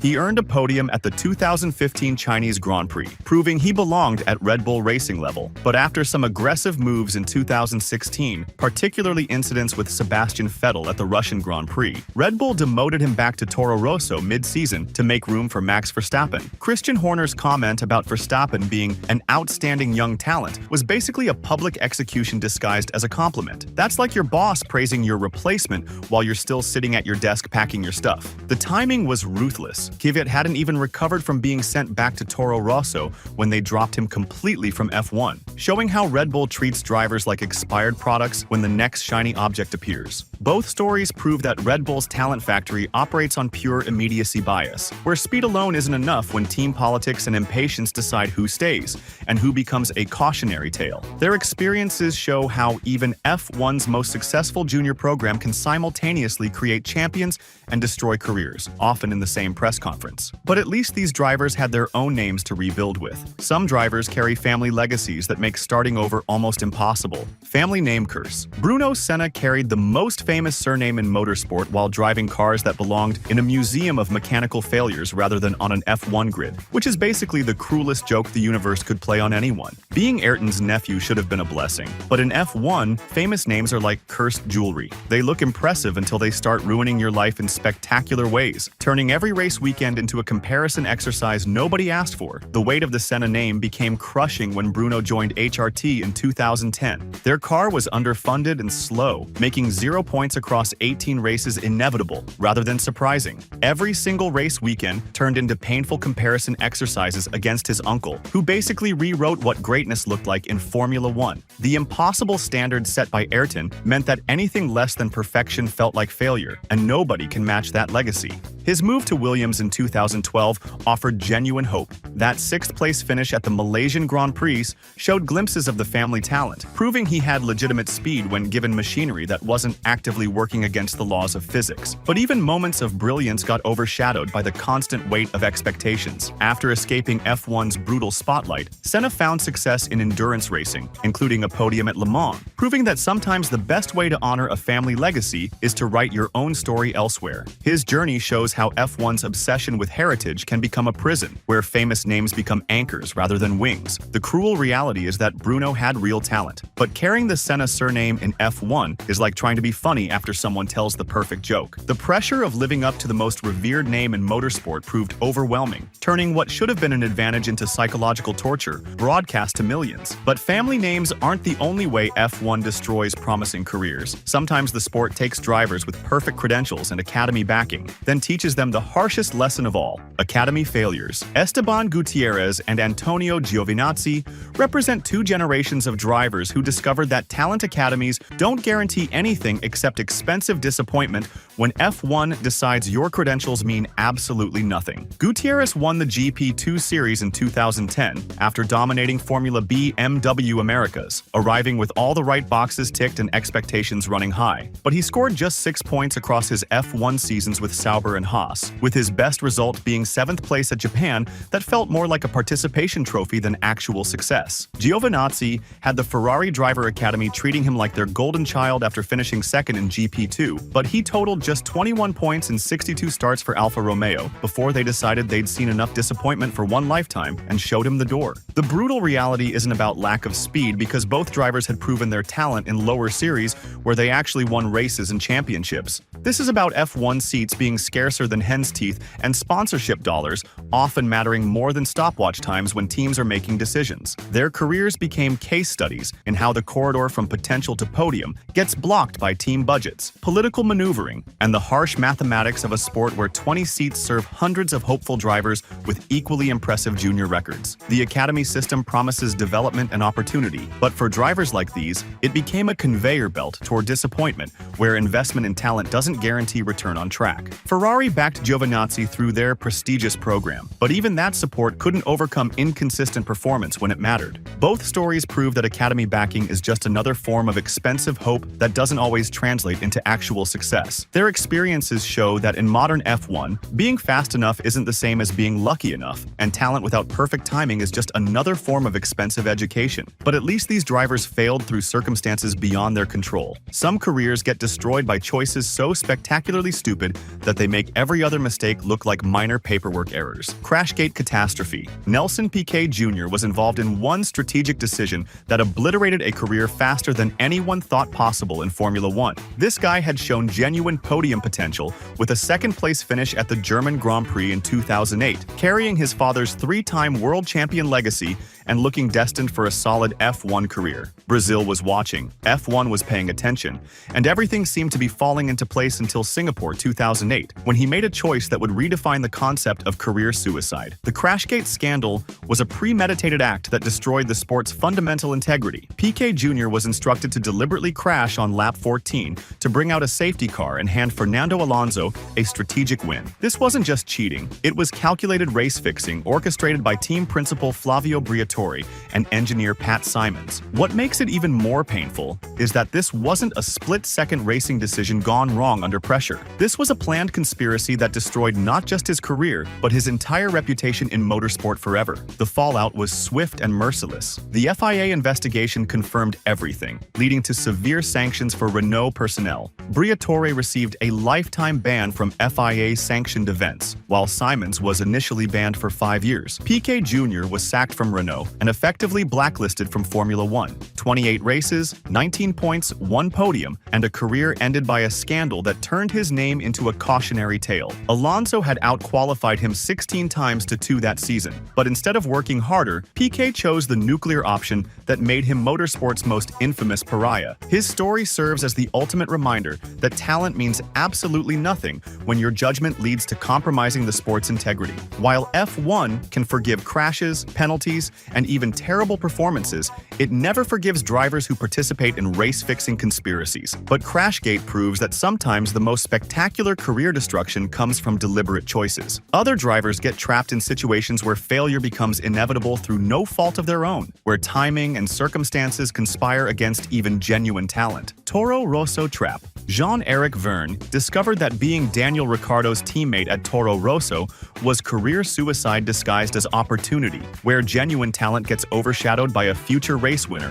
sitting 3 feet away in the same garage. Vergne had legitimate speed and racecraft when he arrived at Toro Rosso, showing flashes of brilliance in qualifying and demonstrating solid race pace that proved he belonged in Formula One. But he made the fatal mistake of arriving just as Ricciardo was establishing himself as one of the sport's brightest rising stars. The timing couldn't have been worse for building a reputation. Every qualifying session became a direct comparison. Every race result got measured against the guy who would eventually win multiple Grand Prix and become Red Bull Racing's golden boy. Being consistently outshone by a teammate destined for greatness creates a perception problem that's almost impossible to overcome. Helmut Marko's ruthless management style turned the Toro Rosso environment into a high-pressure elimination game where immediate results mattered more than development potential. Vergne's occasional stellar performances couldn't overcome the perception that Ricciardo was simply the better bet for future success. His F1 career became a masterclass in how teammate dynamics can define your reputation more than your actual speed. The Red Bull Junior program operates like a talent elimination contest, where being good isn't enough when your garage neighbor is great, and the team bosses are taking notes about who deserves the next promotion. The cruel irony is that Vergneux's talent was completely real.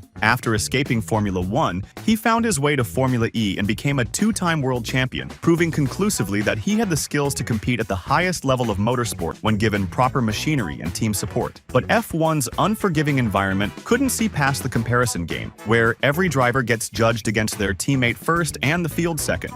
Vergneux's story perfectly illustrates how the sport's institutional structure can trap talented drivers in impossible situations, regardless of their actual ability. Sometimes the most brutal career destruction comes not from lack of talent, but from circumstances where talent alone isn't enough to overcome the economics and politics that really drive decision-making. Test driver trap. Kevin Corgis represents the cruel reality that F1 can recognize your talent, give you hope, and then slam the door in your face because spreadsheets matter more than speed. This Estonian driver dazzled in Renault's development ladder after absolutely demolishing the Formula Renault 2.0 Eurocup in 2010, with 4 wins and a championship that put him ahead of future F1 stars like Daniel Kvyat and Carlos Sainz Jr. The guy was 17 years old and making seasoned competitors look like weekend warriors. Corgis earned himself a Lotus testing role at just 18, participating in Abu Dhabi tests and becoming their reserve driver. He was looking like he was one step away from achieving the F1 dream that drives every young racer to sacrifice everything for a shot at the big leagues. But having the speed to impress in testing means absolutely nothing when budget constraints and sponsor requirements turn driver selection into an accountant's decision rather than a sporting one. Lotus was facing financial difficulties and needed drivers who came with substantial backing, not just fast lap times and championship trophies. Corgis tested for Lotus, impressed with competitive times, but the team chose drivers with budgets. Classic example of F1, economics trumping raw speed. While he was posting solid lap times, the team selected drivers like Vitaly Petrov and Bruno Senna for race seats because they brought financial packages. He continued racing in GP3, even won at the Nürburgring and grabbed podiums, but finished 7th overall when he needed championship-level results to overcome his financial disadvantage. Without big-money sponsors, his F1 dream remained permanently out of reach. His story represents the hidden tragedy of F1. For every driver who makes it to the grid, there are dozens of equally talented drivers who get trapped in the development system without ever getting their shot at glory. The test driver trap proves that being fast enough to test doesn't guarantee being wealthy enough to race. Corgis's experience illustrates how the sport's financial realities create a system where talent alone isn't enough to break through. F1 rewards speed and money, but when you only have one of those ingredients, the dream becomes just another expensive lesson in how the sport really works. These 11 stories prove that talent is just the entry fee to F1's brutal elimination game. The harsh reality is that machines, timing, politics, and luck decide careers more than pure speed ever will. You can dominate junior series, carry famous surnames, or arrive with perfect credentials, but none of that matters when the sport's economics are working against you. Formula E has become a place where several drivers have rebuilt their careers after difficult F1 stints. Van Dorn won the Formula E championship, Vergne became a 2-time champion, and De Vries returned there to find success again. Sometimes the best way to prove your talent is to escape F1's dream-crushing machine entirely. For every Verstappen, there's a Magnussen. That's the brutal math of modern F1, which Damon Hill, Nico Rosberg, and Felipe Massa have in common. They all learned the hard way that winning races for your team doesn't guarantee they won't stab you in the back. F1 teams have perfected the art of betrayal, turning world champions into unwanted baggage and promising rookies into corporate pawns. From championship-winning drivers getting fired to teammates being ordered to crash deliberately, the paddock is littered with careers destroyed by their own teams.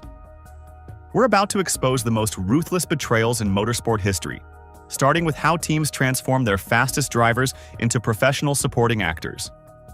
Grab your popcorn because this gets ugly fast. The classic wingman treatment. The first betrayal technique teams love is the classic wingman treatment. What's the difference between a wingman and a doormat? About $200 million and a Mercedes contract. F1 teams have perfected the dark art of turning championship-caliber drivers into professional cheerleaders for their golden boys. They take world-class talent and reprogram them into corporate assets that smile while handing over victories on command. Valtteri Bottas spent 5 years at Mercedes winning races and qualifying on pole, only to watch strategy splits and team orders consistently favor Hamilton. The defining moment came at the 2018 Russian GP, where despite Bottas dominating the entire weekend, the infamous radio call instructed him to yield victory to Hamilton to help the championship margin. But Bottas wasn't the first driver to get the wingman treatment. Rubens Barrichello lived through the most humiliating team order in F1 history at Austria 2002. Ferrari literally radioed him to slow down on the final straight and hand over a guaranteed victory to Schumacher. Barrichello had dominated the entire weekend, controlled the race from pole position, and then got ordered to pull over like he was blocking traffic on a highway. The betrayal was particularly egregious because it happened early in the season, and Schumacher ended up winning the championship that year with more than double Barrichello's points, proving the humiliation was utterly unnecessary for the championship fight. Ferrari's early 2000s operation ran like a championship factory, with Schumacher as the sole product.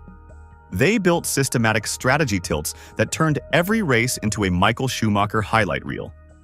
Barrichello would get inferior pit strategies, experimental setups that somehow never worked, and fuel loads that conveniently required earlier stops. The Brazilian was fast enough to win multiple championships, but Ferrari treated him like expensive testing equipment. Felipe Massa discovered how quickly wingman status can destroy a career after his horrific 2009 Hungary crash. He returned from his life-threatening head injury ready to fight for championships, but Ferrari had already mentally moved on. The brutal Fernando is faster than you radio call at Germany. 2010 came exactly 1 year after his career-altering head injury in Hungary, making the corporate cruelty feel even sharper. He went from leading the race to pulling over for Alonso like a taxi driver following GPS directions. The wingman treatment weaponizes trust in the cruelest way possible. These drivers believed their teams when they said, "We're backing both drivers equally," while simultaneously programming them to self-destruct on command. Teams would smile during press conferences about equal treatment, while secretly designing strategies that made their preferred driver's path to victory as smooth as possible. These weren't isolated incidents or split-second strategic decisions made under pressure. Ferrari's Schumacher era, Mercedes's Hamilton favoritism, and countless other examples reveal calculated business decisions disguised as team strategy. The wingman role gets manufactured in boardrooms months before cars even hit the track. Teams decide who they want to win championships and then construct elaborate theatrical performances to make it happen. The wingman role isn't about loyalty or team spirit. It's about manufacturing championship outcomes while maintaining the illusion that both drivers have equal chances. Teams want the prestige of employing two elite drivers while ensuring only one can actually compete for titles, getting to claim they have the strongest driver lineup while secretly operating a rigged competition. Barrichello, Bottas, and Massa learned that being fast enough to win championships means absolutely nothing when your own team treats you like expensive spare parts. They had the talent to be world champions, but their teams decided that particular story didn't fit the marketing strategy. But at least wingmen get to keep their seats for a few seasons before the inevitable betrayal. Some drivers don't even get that luxury. The mid-season execution. Mid-season driver swaps are like getting promoted at work, celebrating with your family, then finding your replacement sitting at your desk the next Monday morning. F1 teams have mastered the art of character assassination, destroying careers faster than a Haas pit stop goes wrong. They don't just fire drivers, they obliterate their confidence and rewrite history to make it look justified. Daniil Kvyat learned this lesson in the most brutal way possible during 2016. He scored a podium finish at the Chinese Grand Prix, standing on that podium grinning like he'd finally made it. Just weeks later, right before the Spanish Grand Prix, Red Bull demoted him back to Toro Rosso because they wanted their shiny new toy Max Verstappen in the big seat. Red Bull swapped Kvyat out immediately after Russia, treating his China podium like a temporary footnote in Verstappen's narrative. Kvyat went from celebrating champagne showers to packing his belongings in the space of a month. Red Bull's message was crystal clear. Your performance doesn't matter when we've already decided your replacement is more important to our future.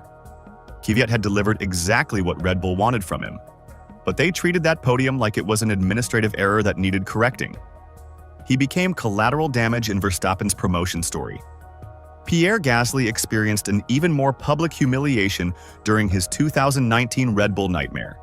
The team's Verstappen favoritism became so obvious it turned into internet memes. Gasly would get inferior strategies, different car setups, and somehow always seemed to struggle with handling while Verstappen dominated in identical machinery. Christian Horner openly admitted that Gasly's performances left the team one-legged in too many races, basically announcing his inadequacy to the entire paddock. Gasly managed just 63 points by mid-season, while Verstappen racked up 181 points in the same car. But here's the thing about Red Bull's operation. They don't just fail to support struggling drivers, they actively create conditions that make failure inevitable. Gasly wasn't just underperforming, he was drowning in a system designed to highlight Verstappen's superiority. Red Bull jettisoned him back to the junior team, only for Gasly to later win a Grand Prix with AlphaTauri, turning Red Bull's decision into a joke about their own corporate short-sightedness. Mark Webber faced a pattern of costly reliability issues and strategic decisions at Red Bull that consistently seemed to happen during crucial moments, with strategies that favored his teammate Sebastian Vettel. Red Bull created difficult conditions, then acted surprised when Webber couldn't compete. The multi-21 incident at Malaysia 2013 wasn't just Vettel being selfish, it was Red Bull's hierarchy made visible for the world to see. Despite explicit team orders to hold position, Vettel ignored the radio and overtook Webber with 13 laps remaining. Webber later described feeling deeply saddened and said the team had reached a sorry state. Red Bull's management barely reprimanded Vettel, later explaining the betrayal as payback for an earlier incident where Webber squeezed Vettel at the start of the 2012 Brazilian GP, making the rivalry institutional rather than personal. These mid-season executions follow an identical pattern every single time. Teams create impossible working conditions, sabotage their unwanted driver through strategic incompetence, then blame the driver for failing to thrive in a rigged system. They rewrite history faster than Wikipedia editors, turning yesterday's heroes into today's cautionary tales about drivers who couldn't handle the pressure. Red Bull's driver program operates like a corporate meat grinder, with Verstappen-shaped output requirements. Anyone who doesn't fit that specific mold gets processed through their Toro Rosso rehabilitation facility or discarded entirely. They've perfected the art of making career destruction look like performance-based decision-making. Mid-season demotions aren't about lap times or championship standings. They're about teams cutting losses on investments that threaten their preferred narrative. But the real betrayal happens when teams decide your replacement before you even know you're being replaced. The new toy syndrome. F1. Teams treat drivers like iPhones. Last year's model becomes obsolete the moment something shinier arrives in their corporate showroom. Teams systematically starve proven performers of resources while pouring everything into their latest acquisition, turning championship-caliber drivers into expensive decorations collecting dust in the garage. Daniel Ricciardo watched Red Bull rebuild their entire operation around Max Verstappen, transforming him from co-leader to expensive guest in his own team. Ricciardo had won races, delivered podiums, and built genuine chemistry with the Red Bull crew, but none of that mattered when the team decided Verstappen represented their future. Even with multiple wins already under his belt, the project revolved entirely around Verstappen. The garage culture shifted so dramatically that Ricciardo felt like he was visiting someone else's workplace every race weekend.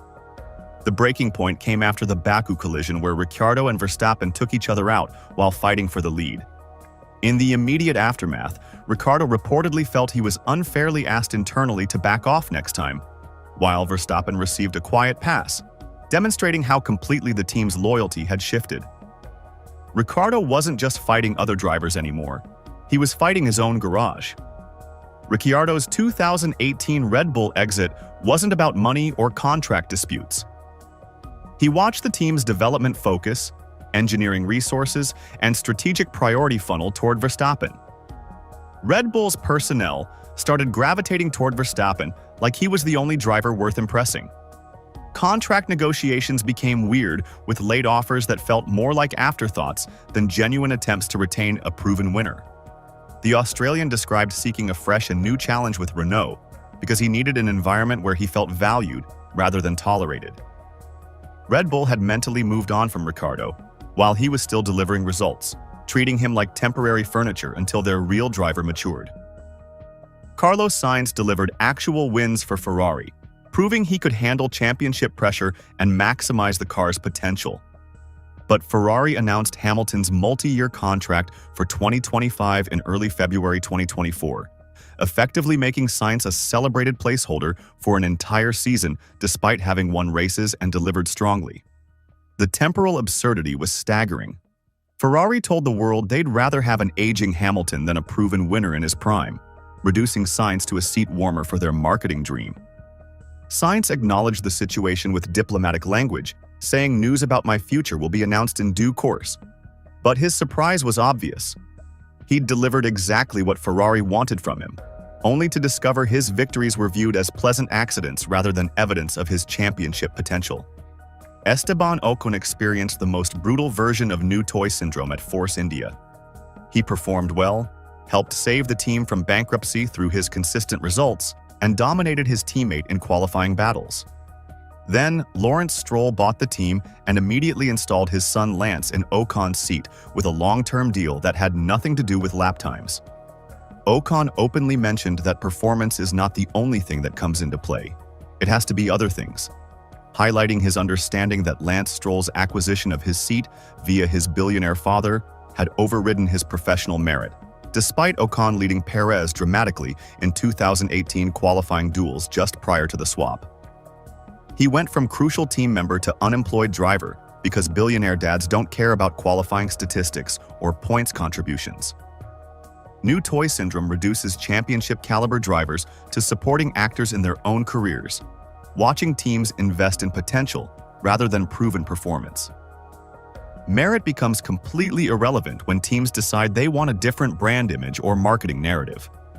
Ricciardo's race wins meant nothing when Red Bull wanted to build around Verstappen's youth. Sainz's Ferrari victories became footnotes when they decided Hamilton's legacy fit their corporate strategy better. The new toy syndrome reveals F1's most brutal truth. Your track record means absolutely nothing when teams want a younger, cheaper, or more politically convenient replacement. Teams don't hesitate to discard proven winners for unproven potential, treating driver loyalty like a renewable resource they can replace whenever the corporate math changes direction. But sometimes teams don't even wait for the math to change. Sometimes they fire you right after you've given them everything they wanted. The championship year firing. Damon Hill delivered Williams their 1996 championship, carrying the team through an entire season of pressure and expectations. He won 8 races, dominated qualifying sessions, and brought home the Constructors' Championship alongside his driver's title. Williams had everything they wanted: trophies, prestige, and global recognition. Then Frank Williams decided not to renew Hill's contract because he found someone cheaper and quieter who wouldn't demand equal treatment or question strategic decisions. The betrayal ran deeper than anyone realized at the time. Williams had already agreed a deal with Heinz-Harald Frentzen mid-season behind Hill's back, effectively treating their champion like a temp, even before the season ended. Hill's brutal exit became the corporate template for cost-cutting, disguised as strategic planning, turning his championship season into a job interview that he somehow failed despite winning everything available. The decision revealed Williams' true priorities. They valued compliance over championship-winning ability, preferring drivers who accepted whatever treatment the team dished out without complaints or contract negotiations. Hill's success had made him expensive and confident, 2 qualities Williams decided they couldn't afford in their corporate structure. Nico Rosberg faced a different kind of championship year betrayal at Mercedes in 2016. He beat Hamilton in identical machinery, surviving the psychological warfare of fighting his childhood friend for an entire season. But Mercedes' response to his title victory felt surprisingly muted, lacking the genuine celebration you'd expect for a team that just won both championships. Rosberg later described feeling that the team's reaction lacked authentic celebration, which tells you everything about Mercedes' internal priorities. Even beating Hamilton couldn't secure his long-term standing within a team that seemed to subtly favor Hamilton's narrative and career trajectory. Mercedes had invested years building Hamilton's brand story, and Rosberg's championship victory disrupted their carefully crafted marketing strategy. The team's cold response to their actual champion suggested they viewed Rosberg's title as an administrative inconvenience rather than sporting achievement. Despite his success, the muted celebration and underlying political reality made him realize the war was bigger than the racetrack. 5 days after winning the championship and achieving his childhood dream, Rosberg retired voluntarily from Formula One, walking away from the immense pressure and toxic environment that even ultimate success couldn't fix. Championship success becomes a corporate liability when teams calculate that loyalty costs more than replacement. Hill and Rosberg learned that ultimate sporting achievement means nothing when the spreadsheet calculations don't align with executive preferences. Teams start viewing championship drivers as expensive problems rather than valuable assets the moment they start demanding respect or recognition. The paradox works like this. Championship success makes drivers confident enough to demand better treatment, but teams prefer compliant employees over successful ones. Hill wanted contract negotiations that reflected his championship status. Rosberg expected genuine celebration for beating the team's preferred driver. Both discoveries were viewed as character flaws rather than reasonable expectations. Championship year betrayals expose how teams view titles as corporate achievements where the driver serves as temporary labor, easily replaced once the immediate benefits have been extracted. Williams and Mercedes proved that championship trophies don't guarantee job security when teams prioritize corporate convenience over sporting merit. But championship year firings represent just one weapon in F1's betrayal arsenal. When teams face external pressures and internal power struggles, drivers become collateral damage in wars that have nothing to do with racing. The political meltdown. F1 politics make Game of Thrones look like a children's tea party, and drivers are usually the first casualties when corporate warfare breaks out. When team politics explode into public scandals, drivers become collateral damage in wars they didn't start and can't win. They get caught between corporate executives, legal departments, and media narratives that treat their careers like expendable ammunition. Fernando Alonso's 2007 McLaren disaster combined Spygate espionage with obvious Hamilton favoritism, creating a political nuclear meltdown that destroyed relationships and reputations. McLaren was accused of possessing stolen Ferrari technical information through their employee Mike Coughlin, who had obtained confidential data from Ferrari's Nigel Stepney. The scandal turned McLaren's garage into a battlefield where drivers became pawns in corporate legal strategies. Amid Spygate and a deeply split garage, Alonso believed favoritism and politics systematically undermined him while the team built up their rookie golden boy. The political warfare escalated until Alonso started fighting back through on-track rebellion. During qualifying in Hungary, Alonso deliberately held up Hamilton by staying stationary in his pit box, creating a public spectacle that exposed McLaren's toxic internal dynamics. The move symbolized complete breakdown between driver and team, proving that even world champions become disposable when corporate politics explode. McLaren was ultimately hit with a record $100 million fine and excluded from the Constructors' Championship, but still ultimately cut Alonso loose after he lost the title to Kimi Räikkönen. The team treated him like he was responsible for their corporate espionage problems rather than a victim of their political incompetence. They destroyed their relationship with a proven champion to protect their investment in an unproven rookie. Sebastian Vettel experienced a different type of political humiliation as Ferrari's internal politics shifted toward Charles Leclerc during his final years with the team. He was reportedly dropped via a phone call in 2020, even while the season was delayed. In his final year, he drove a broadly uncompetitive 2020 Ferrari as the team's priority clearly tilted toward Leclerc, culminating in an impersonal exit call that showed a complete lack of professionalism from the team. The German watched Ferrari's engineering focus and resource allocation gradually favor Leclerc's driving style and preferences.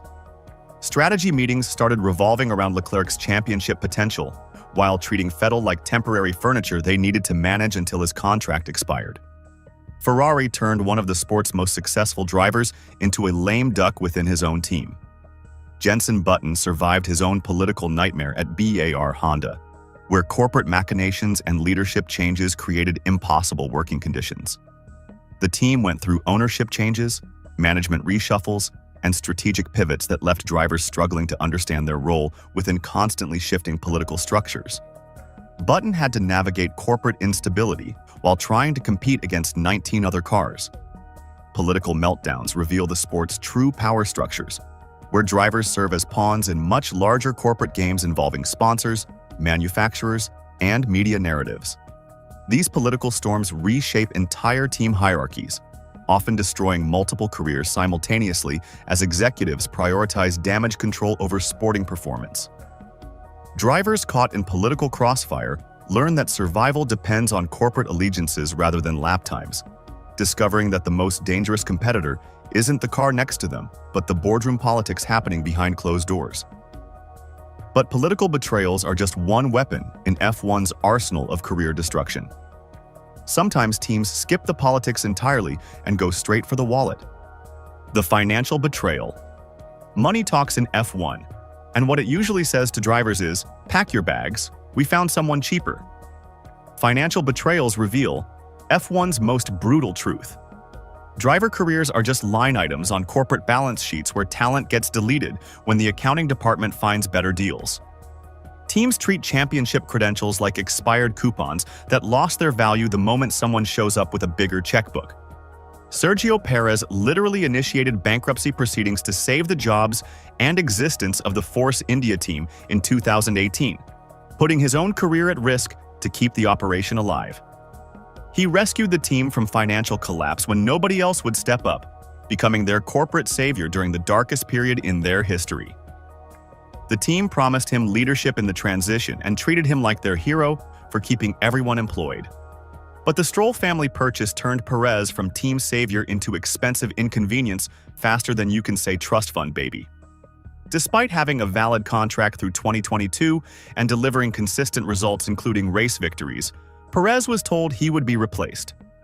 Racing Point invoked an exit clause they'd probably been planning to use since Lawrence Stroll signed the ownership papers, tossing him out the moment a new financial opportunity arose. Perez expressed his hurt by admitting he had no plan B and that the decision stung because he'd bet on the team during very rough times. The Mexican had literally kept Force India's lights on through their financial crisis, only to get replaced by the owner's son, who brought more money than racing ability. Financial investment trumped racing performance so completely that Perez's loyalty became a corporate liability. Ayrton Senna suffered through similar financial betrayals at Lotus, where money was prioritized over performance in the cruelest possible way. Senna consistently begged for crucial upgrades like new suspension technology and better electronics, but Lotus repeatedly cited costs as the prohibitive factor. Then they simultaneously allocated active suspension and better engine maps to Satoru Nakajima, the driver preferred by new manufacturer partner Honda, proving their financial priorities had nothing to do with actual budget constraints. The Brazilian was racing with outdated technology despite his extraordinary talent, because Honda's financial backing for their preferred drivers overrode sporting merit. Senna's access to performance data became restricted while inferior drivers got superior equipment and support, turning one of the sport's greatest talents into a victim of corporate financial calculations. Alain Prost discovered the brutal business nature of corporate image protection when Ferrari sacked him before the final race of the 1991 season, simply because he publicly called their struggling car a truck. Prost had reflected the team's genuinely poor performance with their uncompetitive machinery.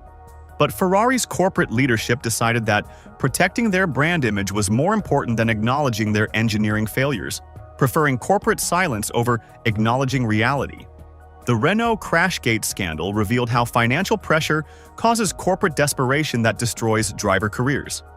The pressure explicitly led management, including Briatore and Simons, to conspire with driver Nelson Piquet Jr. to deliberately crash in the 2008 Singapore Grand Prix to boost teammate Alonso's result, proving teams will sacrifice driver careers for strategic corporate benefit and manipulate race results to satisfy sponsor relationships rather than sporting competition. Financial calculations consistently override sporting merit because teams operate on pure corporate logic, where championship credentials become worthless against better financial terms. Perez's race victories meant nothing when Stroll's investment portfolio offered long-term stability. Senna's talent couldn't compete with Honda's financial backing for their preferred drivers. But sometimes teams don't even bother with the financial calculations or corporate restructuring. Sometimes they just decide your life needs to become completely unbearable until you beg them to let you leave. The retirement conspiracy. The most sophisticated betrayals don't involve pink slips or contract terminations, but psychological warfare designed to make talented drivers beg for release from their own teams. Teams don't always need to fire drivers. They just need to introduce doubt and undermine confidence until quitting seems like the only escape route from corporate hell. The psychological toll of institutional betrayal destroys even the strongest mental resilience. When drivers realize their own team views them as disposable, every struggle becomes a question of whether it's their performance or deliberate sabotage. The uncertainty creates paranoia and self-doubt that affects every aspect of their racing and decision-making process. Valtteri Bottas experienced the deepest psychological violence of being treated as disposable even when leading a race. After Mercedes instructed him to cede victory at the 2018 Russian Grand Prix, Bottas admitted he contemplated quitting, of giving up Formula One entirely. He felt that the team treated him as a number 2 driver and described the experience as deeply angering, saying, "Straight after the race, I said I would not do it again." The Russian Grand Prix betrayal revealed how team orders can push drivers toward retirement rather than continuing the psychological torture. Bottas had dominated the entire weekend, controlled the race from pole position, and then got ordered to pull over for Hamilton's championship fight. The institutional message was crystal clear. Your victories don't matter when we need you to be a supporting actor. Nico Rosberg's 2016 championship retirement followed similar psychological patterns, though his situation was more complex. After beating Hamilton in identical machinery and surviving an entire season of psychological warfare fighting his childhood friend, Mercedes' response to his title victory felt surprisingly muted. The team's cold reaction to their actual champion suggested they viewed Rosberg's title as an administrative inconvenience rather than sporting achievement. Rosberg later described feeling that the team's reaction lacked authentic celebration, revealing Mercedes' internal priorities even when he delivered exactly what they wanted. 5 days after winning the championship and achieving his childhood dream, he walked away from the immense pressure and toxic environment that even ultimate success couldn't fix. The psychological toll of fighting for a team that secretly preferred his teammate made retirement feel like liberation rather than sacrifice. Retirement conspiracies represent the ultimate corporate gaslighting campaign, where teams convince drivers that leaving is their own choice rather than the inevitable result of systematic persecution. Teams rewrite history to make voluntary departures look like personal decisions based on driver preferences rather than corporate manipulation campaigns. The cruelest betrayals make drivers complicit in their own destruction by convincing them they chose to leave when they were systematically pushed out through psychological warfare. Teams turn victims into willing participants in their own career destruction, creating perfect corporate cover stories that hide the true nature of their employment practices. Forced retirements prove that teams prefer drivers to quit voluntarily rather than create messy public firing scandals that expose their toxic internal cultures. Clean departures protect team reputations while achieving the same personnel changes that outright firings would accomplish. The corporate playbook prioritizes image management over honest employment practices. But sometimes drivers find ways to fight back against the corporate machinery that tried to destroy them. Sometimes they get the chance to prove that the problem was never their talent. It was their team's inability to recognize what they had. The Monza miracle. Pierre Gasly's 2020 Monza victory wasn't just a win. It was the middle finger heard around the motorsport world. Just 13 months earlier, Red Bull had fired him mid-season for underperforming, treating him like a failed science experiment who couldn't handle the pressure of the big seat. The demotion was supposed to end his championship aspirations and reduce him to a supporting actor in Verstappen's success story, proving that Red Bull's judgment was purely political rather than performance-based. But Gasly's Monza triumph represented everything Red Bull's political machine tried to suppress: pure speed over manufactured narratives and individual brilliance over corporate convenience. The Frenchman took an AlphaTauri car that had no business winning races and turned it into championship-caliber machinery through sheer determination and skill. He proved that Red Bull's evaluation failures were about corporate politics rather than driving ability. The victory vindicated every driver who ever questioned whether their struggles resulted from personal limitations or team sabotage. Gasly had spent months wondering if Red Bull was right about his capabilities, if maybe he really couldn't compete at the highest level. Monza answered those questions with authority, proving that talent survives corporate stupidity when given proper support and strategic competence. Gasly's emotional reaction after crossing the finish line was pure catharsis, the release of someone who survived systematic corporate assassination attempts and lived to tell the story. The raw joy poured out like venom against Red Bull's judgment, his emotion visible proof that they gave up on him too soon. He expressed complete disbelief, saying, "It's unbelievable. I'm not realizing what's happening right now. It was such a crazy race, and then we capitalized on the red flag. I've been through so much in the space of 18 months. It's crazy. Honestly, it's so crazy, and I am so happy I can't thank them enough." The victory turned into a scream that silenced his critics. Those 18 months included public humiliation, confidence destruction, and career uncertainty that would have broken weaker personalities. Gasly had endured corporate gaslighting campaigns designed to make him question his own abilities, only to discover that the problem was never his talent, but Red Bull's toxic internal culture. His victory exposed Red Bull's talent evaluation failures in the most public way possible.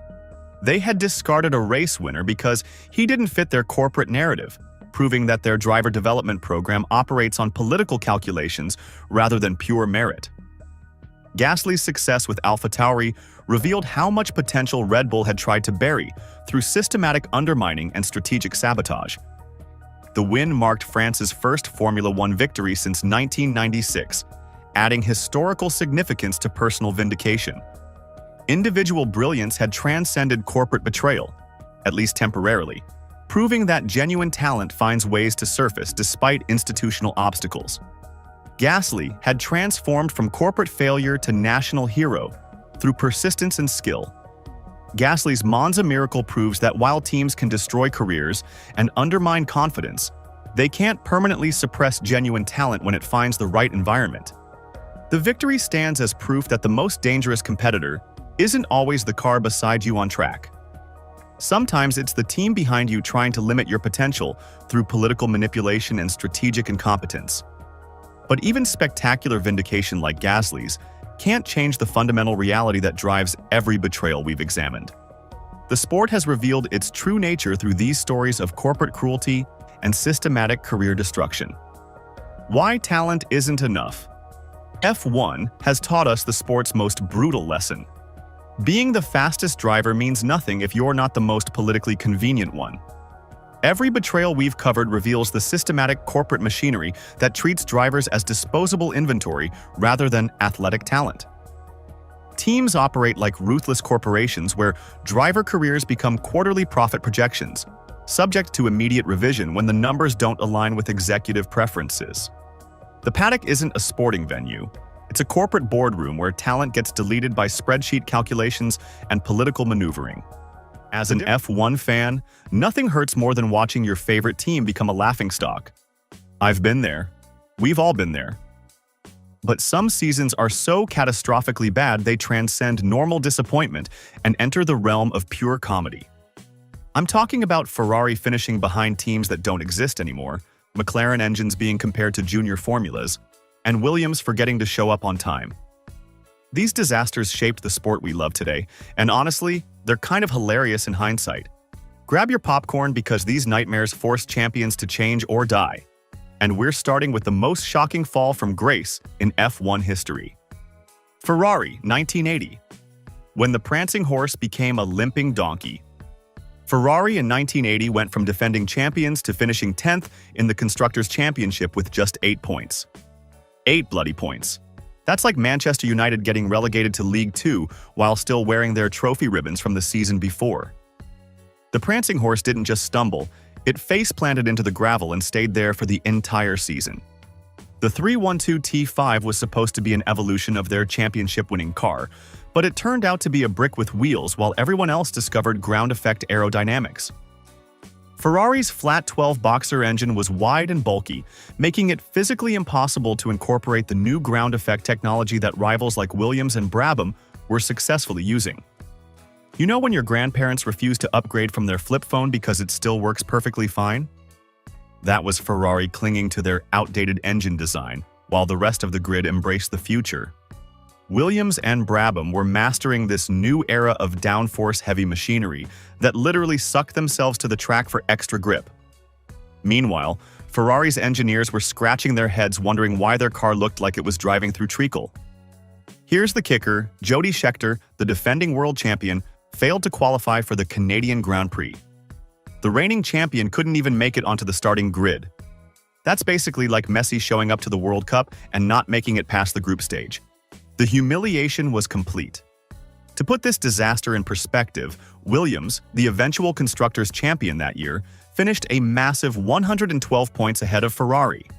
That's not just losing, that's getting obliterated by teams that were supposed to be fighting for scraps. Ferrari's engineers watched helplessly as their outdated brick got lapped by cars that looked like they came from the future. The ground effect cars were sleek, low, and fast. The Ferrari looked like someone had forgotten to tell it that aerodynamics had evolved beyond make it red and hope for the best. Reliability vanished faster than free pizza at a university event. Ferrari drivers spent more time parked on track than actually racing, which defeats the entire point of motorsport. Every mechanical failure felt like another nail in the coffin of their reputation. By season's end, Ferrari's fall was so public and painful it became a masterclass in how even legends can be humiliated when technology moves on without them. This disaster forced Ferrari to completely rethink their approach, proving that sometimes you need to hit rock bottom before you can climb back up. But Ferrari's nightmare was just the beginning. Sometimes the most painful disasters come from reunions that should have been magical. McLaren 2015, the Honda reunion from hell. McLaren and Honda's reunion was supposed to recreate the magic of the Senna era, but instead became F1's most expensive dumpster fire. The hype was unreal, two legendary names coming together to conquer the sport again. Instead, they created a masterpiece of disappointment that made grown men cry and accountants question their career choices. The RA615H power unit was so underpowered and unreliable that McLaren scored just 27 points all season and finished 9th in the Constructors' Championship. 27. That's fewer than some drivers get in 3 good races, and McLaren had 2 world champions behind the wheel for an entire season. The engine had a significant straight-line speed deficit, often estimated around 80 to 100 horsepower at times, which is like showing up to a drag race with a bicycle. Fernando Alonso's infamous radio rant became the soundtrack to McLaren's misery. GP2 engine, he screamed over the radio, comparing their power unit to a feeder series. That clip went viral for all the wrong reasons, becoming the perfect summary of Honda's return to F1. You could hear the soul leaving his body through the radio static. The car's size 0 engine packaging sounded brilliant in theory, but in practice meant they built a beautiful chassis around a potato. The concept forced Honda's RA615H engine to operate at excessively high temperatures, immediately causing ERS and reliability issues that forced the team to run the engine heavily detuned during early races just to finish. The engineers got so focused on making everything compact and aerodynamically perfect that they forgot the engine actually needed to work without melting itself. Jenson Button and Alonso spent more time fighting mechanical failures than fighting for positions, turning 2 world champions into mobile chicanes. These guys had won races, won championships, and now they were basically rolling roadblocks that other drivers overtook like they were standing still. The straight-line speed deficit was so brutal that McLaren drivers were getting passed by cars they should have been lapping. Honda's return was meant to showcase Japanese engineering excellence, but instead showcased how to make a Mercedes engine look like a rocket ship. Every weekend became a painful reminder that Honda had forgotten how to build competitive F1 power units. The reliability was shocking, the power was pathetic, and the excuses were endless. The season turned a storied partnership into a cautionary tale about overambition without execution, proving that nostalgia doesn't win races. McLaren's fall from grace was complete, from championship contenders to backmarkers faster than you could say engine penalty. But even McLaren's disaster looked organized compared to what happened when a legendary team couldn't even get their car ready for the season. Williams, 2019. From heroes to zeros in record time. Williams arrived late to testing with an unfinished car, which is like showing up to an exam without studying and forgetting to bring a pen. The FW42 wasn't ready for the opening days of preseason testing, forcing them to miss the first 2.5 days of crucial track time while their competitors were already fine-tuning their setups. Claire Williams called it embarrassing, which is corporate speak for "we absolutely fucked this up." When the car finally hit the track, it was described as unfinished and unrefined. Not exactly the words you want associated with your Formula One car. The FW42 was 2 seconds off the pace in some testing sessions, turning George Russell and Robert Kubica into mobile advertisements for how not to build an F1 car. 2 seconds might not sound like much, but in Formula One terms, that's like being lapped while everyone else is still on the formation lap. Scoring just 1 point across 21 races, Williams went from the team that gave us Nigel Mansell and Ayrton Senna to the team that barely showed up on time. That single point came from Robert Kubica at the chaotic German Grand Prix, achieved only after a rain-soaked disaster that saw 7 cars fail to finish and penalties applied to both Alfa Romeo drivers. Williams transformed from championship winners to backmarkers who couldn't even get their car ready for the season start. During qualifying sessions, Russell's car was consistently nearly 2 seconds slower than the next slowest competitor, putting Williams in their own uncompetitive league. The kid was clearly quick, but even Lewis Hamilton couldn't have made that car competitive. Russell was hampered by machinery that some observers called borderline undrivable, forcing him to extract performance that simply didn't exist. Every race weekend became an exercise in damage limitation rather than genuine competition, turning proud racers into reluctant participants. The team that once dominated F1 with technological innovation was now struggling with basic reliability and competitiveness. Race weekends felt like watching a once great athlete struggle through their final, painful years, except the athlete was an entire F1 team. The aerodynamic concept was flawed, funding was severely restricted, and team morale was shattered. This nadir forced Williams to completely restructure their entire operation, eventually leading to their sale and proving that even giants can crumble when everything goes wrong at once.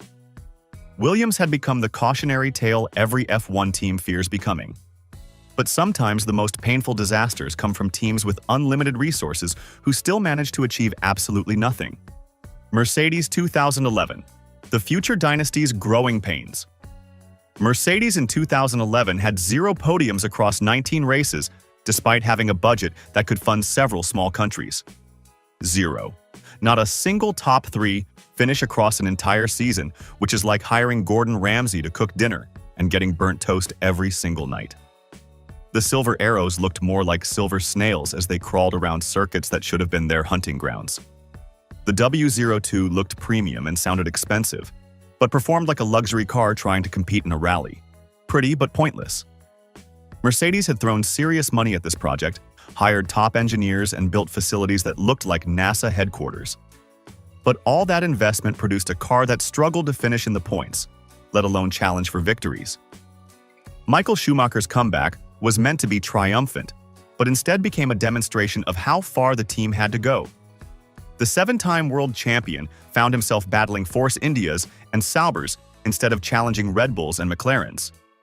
His best result came in Canada, where he briefly ran second before faster cars using DRS quickly passed him, showing that even when the W02 had a moment of promise, it couldn't sustain performance against proper machinery. Watching Schumacher fight midfield battles instead of championship fights was like watching Mozart play kazoo in a subway station. Technically proficient, but absolutely wrong for the setting. Despite all that Daimler money and factory resources, the W02 suffered from fundamentally underdeveloped aerodynamics compared to Red Bull's advanced designs, and catastrophic tire degradation on long runs that killed any race pace. Mercedes engineers were essentially playing whack-a-mole with problems, fixing one issue only to discover three more hiding underneath. The car couldn't generate proper downforce, couldn't manage tire temperatures, and couldn't find pace anywhere on the circuit. Team meetings must have been awkward, as engineers tried to explain why their expensive car was slower than teams with half their budget. How do you tell Daimler executives that your multi-million-dollar investment is getting embarrassed by privateers running on shoestring budgets? The season became a harsh lesson in humility for a manufacturer used to dominating other racing series. Every race weekend reinforced that Mercedes still had years of development ahead before they could challenge for wins. The gap to the front wasn't measured in tenths of seconds, but entire seconds, which in Formula One terms represents years of development work. The W02 wasn't just slow, it was fundamentally flawed. This universally painful transition year forced Mercedes to completely rethink their entire management and engineering structure before they could launch their subsequent dynasty. The 2011 disaster became the internal turning point that taught them what success actually required. But sometimes even successful teams can spectacularly implode when partnerships turn toxic and public feuds replace professional collaboration. Red Bull 2015, when the Bulls lost their wings. Red Bull's 2015 season turned the paddock into a battlefield as Helmut Marko and Christian Horner publicly roasted Renault like it was a medieval execution. The team that had dominated Formula One for 4 straight years was suddenly slower than a shopping trolley with a wonky wheel, and they weren't keeping quiet about whose fault it was. The RB11 chassis was actually decent. Adrian Newey had done his usual magic with the aerodynamics and packaging. But the Renault power unit made it about as competitive as bringing a bicycle to a motorcycle race.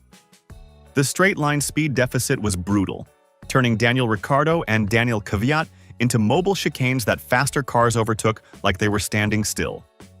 Horner's complaining reached legendary levels, turning press conferences into therapy sessions where he vented about Renault's shortcomings. The man could find 17 different ways to say the engine was garbage without actually saying the word garbage. Every media session became must-watch television as journalists waited to see what creative metaphor Horner would use to describe their power unit problems. Let me know in the comments what your favorite Horner complaint moment was. The man was basically Shakespeare when it came to creative engine criticism. The public feud between Red Bull and Renault was so intense it made divorced couples look amicable by comparison.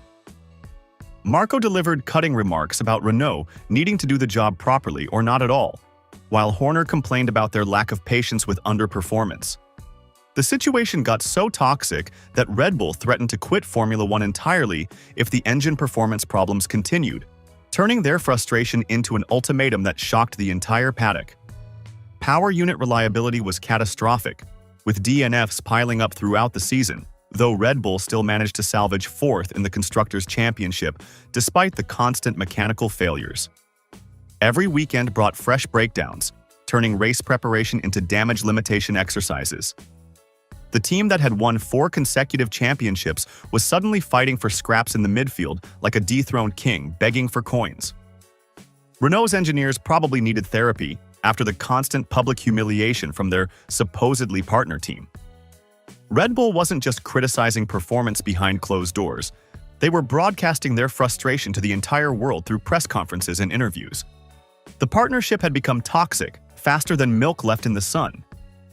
Red Bull's frustration was understandable, but their approach was like setting your own house on fire to prove your neighbor's garden looks messy. The public warfare damaged relationships throughout the paddock and made finding alternative engine suppliers nearly impossible when Mercedes and Ferrari refused to help. The season became famous for its soap opera drama as much as its on-track struggles, proving that even dynasties can unravel spectacularly. This toxic relationship eventually forced both sides to reevaluate their partnership, though the damage was already done. But sometimes the most painful lesson comes from watching a manufacturer try to prove they could do better on their own. Renault 2016, proving they could disappoint as Works Team 2. Renault's return as a Works team in 2016 was supposed to mark their renaissance, but instead proved they could disappoint in multiple roles. After years of supplying engines to other teams and watching them struggle, Renault thought they'd show everyone how it's done. Spoiler alert, they couldn't. The RS16 was rushed into existence like a university assignment written the night before deadline, and it showed in every painful lap. Renault had taken over the struggling Lotus team so late in 2015 that they had to rush the chassis development and completely redesign parts of the car originally intended to use Mercedes engines to fit the Renault power unit. They inherited a mess and somehow managed to make it messier. Julian Palmer and Kevin Magnussen managed just 8 points from 21 races, which is like a restaurant getting 8 customers all year and wondering why they're going bankrupt. Palmer scored his first F1 point in Malaysia, while Magnussen's best finish was 7th in Russia. That was literally the highlight of their entire season. The car struggled to generate pace, downforce, and reliability, basically everything you need to go fast around a racetrack. The RS16 was slow in the corners, slow on the straights, and unreliable everywhere else. Renault had mastered the art of being comprehensively terrible across all areas of performance.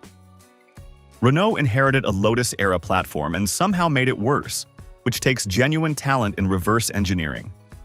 They took a car that was already struggling and turned it into something that made the original look competitive. The yellow livery looked fresh and optimistic, but the on-track reality was more like watching paint dry in slow motion.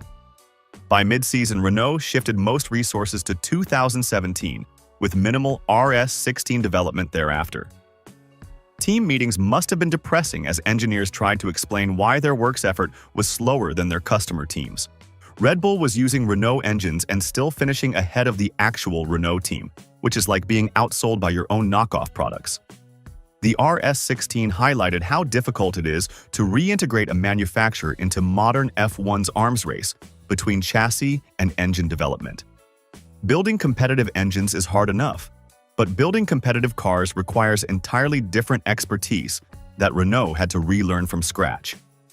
Finishing 9th in the Constructors' Championship meant those 8 points made 2016 their worst performance as a Works Formula One constructor since the 1978 season, emphasizing the depth of their failure despite returning as a manufacturer outfit. They finished ahead of only Manor and Sauber, which is like winning a participation trophy at a spelling bee. This transitional nightmare laid the groundwork for future improvements, though 2016 will always be remembered as Renault's cautionary comeback chapter. But even Renault's financial stability looked rock solid compared to teams that turned racing into a constant battle against bankruptcy lawyers.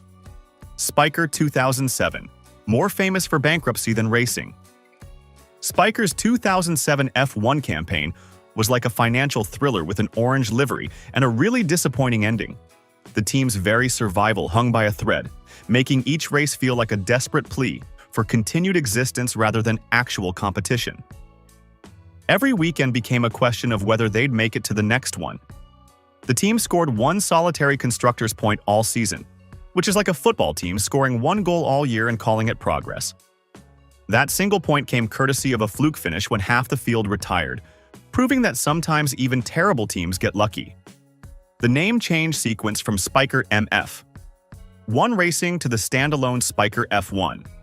Team in 2007 solidified the continuous financial instability and ownership turmoil that would plague this lineage for years.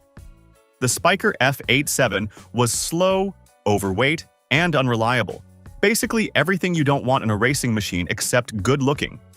The car stemmed from the once successful Jordan Grand Prix lineage, but had devolved into something painfully slow and aerodynamically obsolete. It was like watching a thoroughbred racehorse turn into a cart horse over the span of a few years. The season was defined by financial instability that made the team's future more uncertain than a weather forecast. The desperation for cash over talent became brutally clear when Christian Albers lost his seat mid-season simply because his sponsorship money dried up, leaving Adrian Seudel to carry the team's hopes alone. Spyker was essentially racing while bankruptcy lawyers circled like vultures, turning every race weekend into a potential farewell tour. The team's orange livery was probably the most memorable thing about their entire F1 existence, which says everything about their competitiveness. You could spot that bright orange car from miles away, mainly because it was usually at the back of the field going significantly slower than everyone else. The car looked distinctive but performed terribly. Drivers spent more time worrying about getting paid than getting points, which is not exactly conducive to peak performance. Team meetings probably involved more accountants than engineers, turning a racing team into a financial rescue operation. Instead of discussing aerodynamics and setup changes, they were probably calculating how many races they could afford before running out of money completely. The Jordan lineage had been reduced to scraping by on sponsorship deals and prayers, a far cry from their more successful past. Spiker's legacy became proof that passion alone can't pay the bills or make cars go fast. The team eventually transformed into Force India, but 2007 will always be remembered as their rock-bottom year when survival mattered more than speed. But at least Spiker was trying to compete with limited resources. Some teams had all the money in the world and still managed to achieve absolutely nothing by simply giving up entirely. Haas 2021, the gap year that never ended. Haas treated 2021 like a gap year, except gap years are supposed to be educational, and this was just depressing. The team basically gave up before the season even started, deciding to focus all their resources on the 2022 regulation changes instead of actually trying to be competitive. The VF21 was essentially a modified version of their previous year's car with minimal upgrades, which is like showing up to a knife fight with a butter knife you borrowed from last year's picnic. Scoring 0 points all season with Mick Schumacher and Nikita Mazepin was like watching a masterclass in how not to develop young talent. 0 points across 21 races is genuinely impressive in all the wrong ways. These two rookies were thrown into cars that couldn't compete with anyone, turning what should have been a learning experience into a public humiliation tour. Haas essentially gave up on competitiveness to focus on 2022, which is like skipping an entire school year to prepare for the next one. The team's approach to development was basically non-existent, making them mobile chicanes rather than genuine competitors. They made no significant upgrades throughout the season, accepting their role as rolling obstacles for faster cars to navigate around. Schumacher showed flashes of potential, but was hampered by a car that seemed designed to finish last in every session. The kid had talent, but was driving machinery that made him look amateur, which is unfair to any developing driver. Meanwhile, Mazepin's presence added controversy without performance, turning the team into a lightning rod for criticism about pay drivers and sporting integrity. Fans nicknamed Mazepin Mazespin after his frequent spins, which tells you everything about how that went. Haas ran effectively undeveloped hardware all year and made no meaningful in-season upgrades, confirming their intentional choice to abandon the 2021 campaign for 2022 preparation. Every race weekend became an exercise in simply showing up rather than actually competing, which defeats the point of motorsport. Team principal Guenther Steiner's repeated statements that the team was where we are reflected a resigned attitude that suggested they'd already given up fighting. The season reinforced perceptions that Haas had sacrificed sporting integrity for financial convenience, which is never a good look in Formula One. This gap year approach proved that in F1, you can't just phone it in for a season and expect fans or competitors to respect the effort. Haas finished dead last in the Constructors' Championship, proving that treating an entire season as practice for next year doesn't actually work. But sometimes the most painful disasters come from teams that had tasted genuine success, only to watch it evaporate completely. Toro Rosso, 2009, when lightning refused to strike twice. Toro Rosso's 2009 season proved that Sebastian Vettel's 2008 Monza miracle was lightning in a bottle, and bottles don't get struck twice. The team went from shock race winners to absolute backmarkers faster than you could say new aerodynamic regulations. One year, they're celebrating their first and only victory with champagne and tears. The next year, they're struggling to adapt to rules that completely reshuffled the competitive order. The STR4 went from competitive machinery to mobile roadblock status thanks to regulation changes that hit them like a freight train.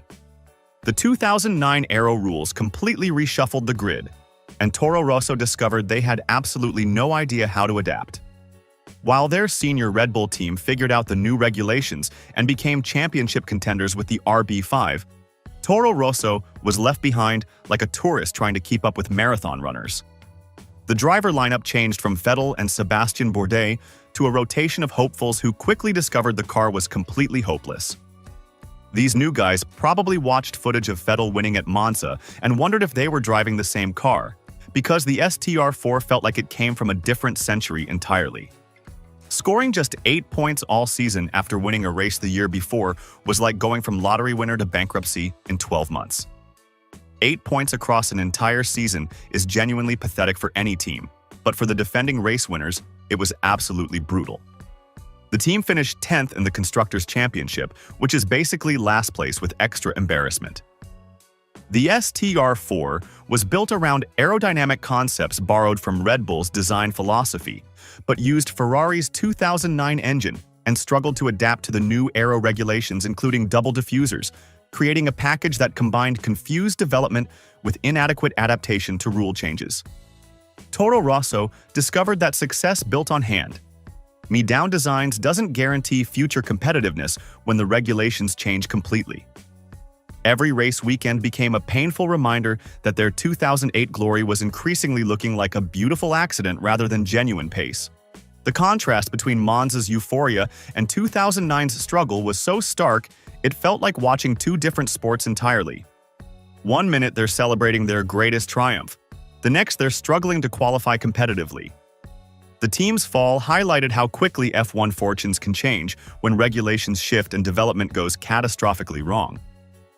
Toro Rosso proved that lightning definitely doesn't strike twice, especially when your entire competitive package was based on borrowed designs and lucky circumstances. This harsh lesson proved that in F1, yesterday's heroes can become today's footnotes faster than a pit stop gone wrong. Those 8 points left them dead, last in the 2009 Constructors' Championship, definitively cementing their fall from the 2008 win. But at least Toro Rosso had tasted victory before their collapse. Some teams managed to achieve complete irrelevance without ever experiencing success at all. Sauber 2014, the team that gave us nothing. Sauber's 2014 season was a masterclass in how to score 0 points while maintaining the illusion of being a professional racing team. 0 points across an entire season is genuinely impressive in all the wrong ways. The C33 became the first car in Sauber's history to register absolutely nothing on the scoreboard, which is like a restaurant serving customers for an entire year and never getting a single positive review. The C33 became the emblem of lost identity. The team that discovered Kimi Räikkönen suddenly couldn't discover the points zone. This was the same outfit that had nurtured future champions and occasionally grabbed podiums when everything aligned perfectly. Now they couldn't even sniff the top 10 on their best days, turning a respected midfield operation into a rolling joke. Weight issues and an uncompetitive Ferrari engine package left Esteban Gutierrez and Adrian Sutil fighting for pride rather than positions. Drivers resorted to aggressive weight cuts to offset an overweight C33, in a futile attempt to bring the fundamentally overweight car closer to the minimum mandatory weight limit. The car was overweight, underpowered, and aerodynamically challenged, which is basically every problem you can have in Formula One rolled into one depressing package. Financial vulnerability forced personnel changes that turned the team into a revolving door of desperation. Staff departures became routine as the organization struggled to maintain stability while hemorrhaging money and credibility simultaneously. The 0-point season felt like watching a once proud football club get relegated to amateur leagues while their best players jumped ship. Every race weekend reinforced that Sauber had lost not just pace, but their entire competitive identity.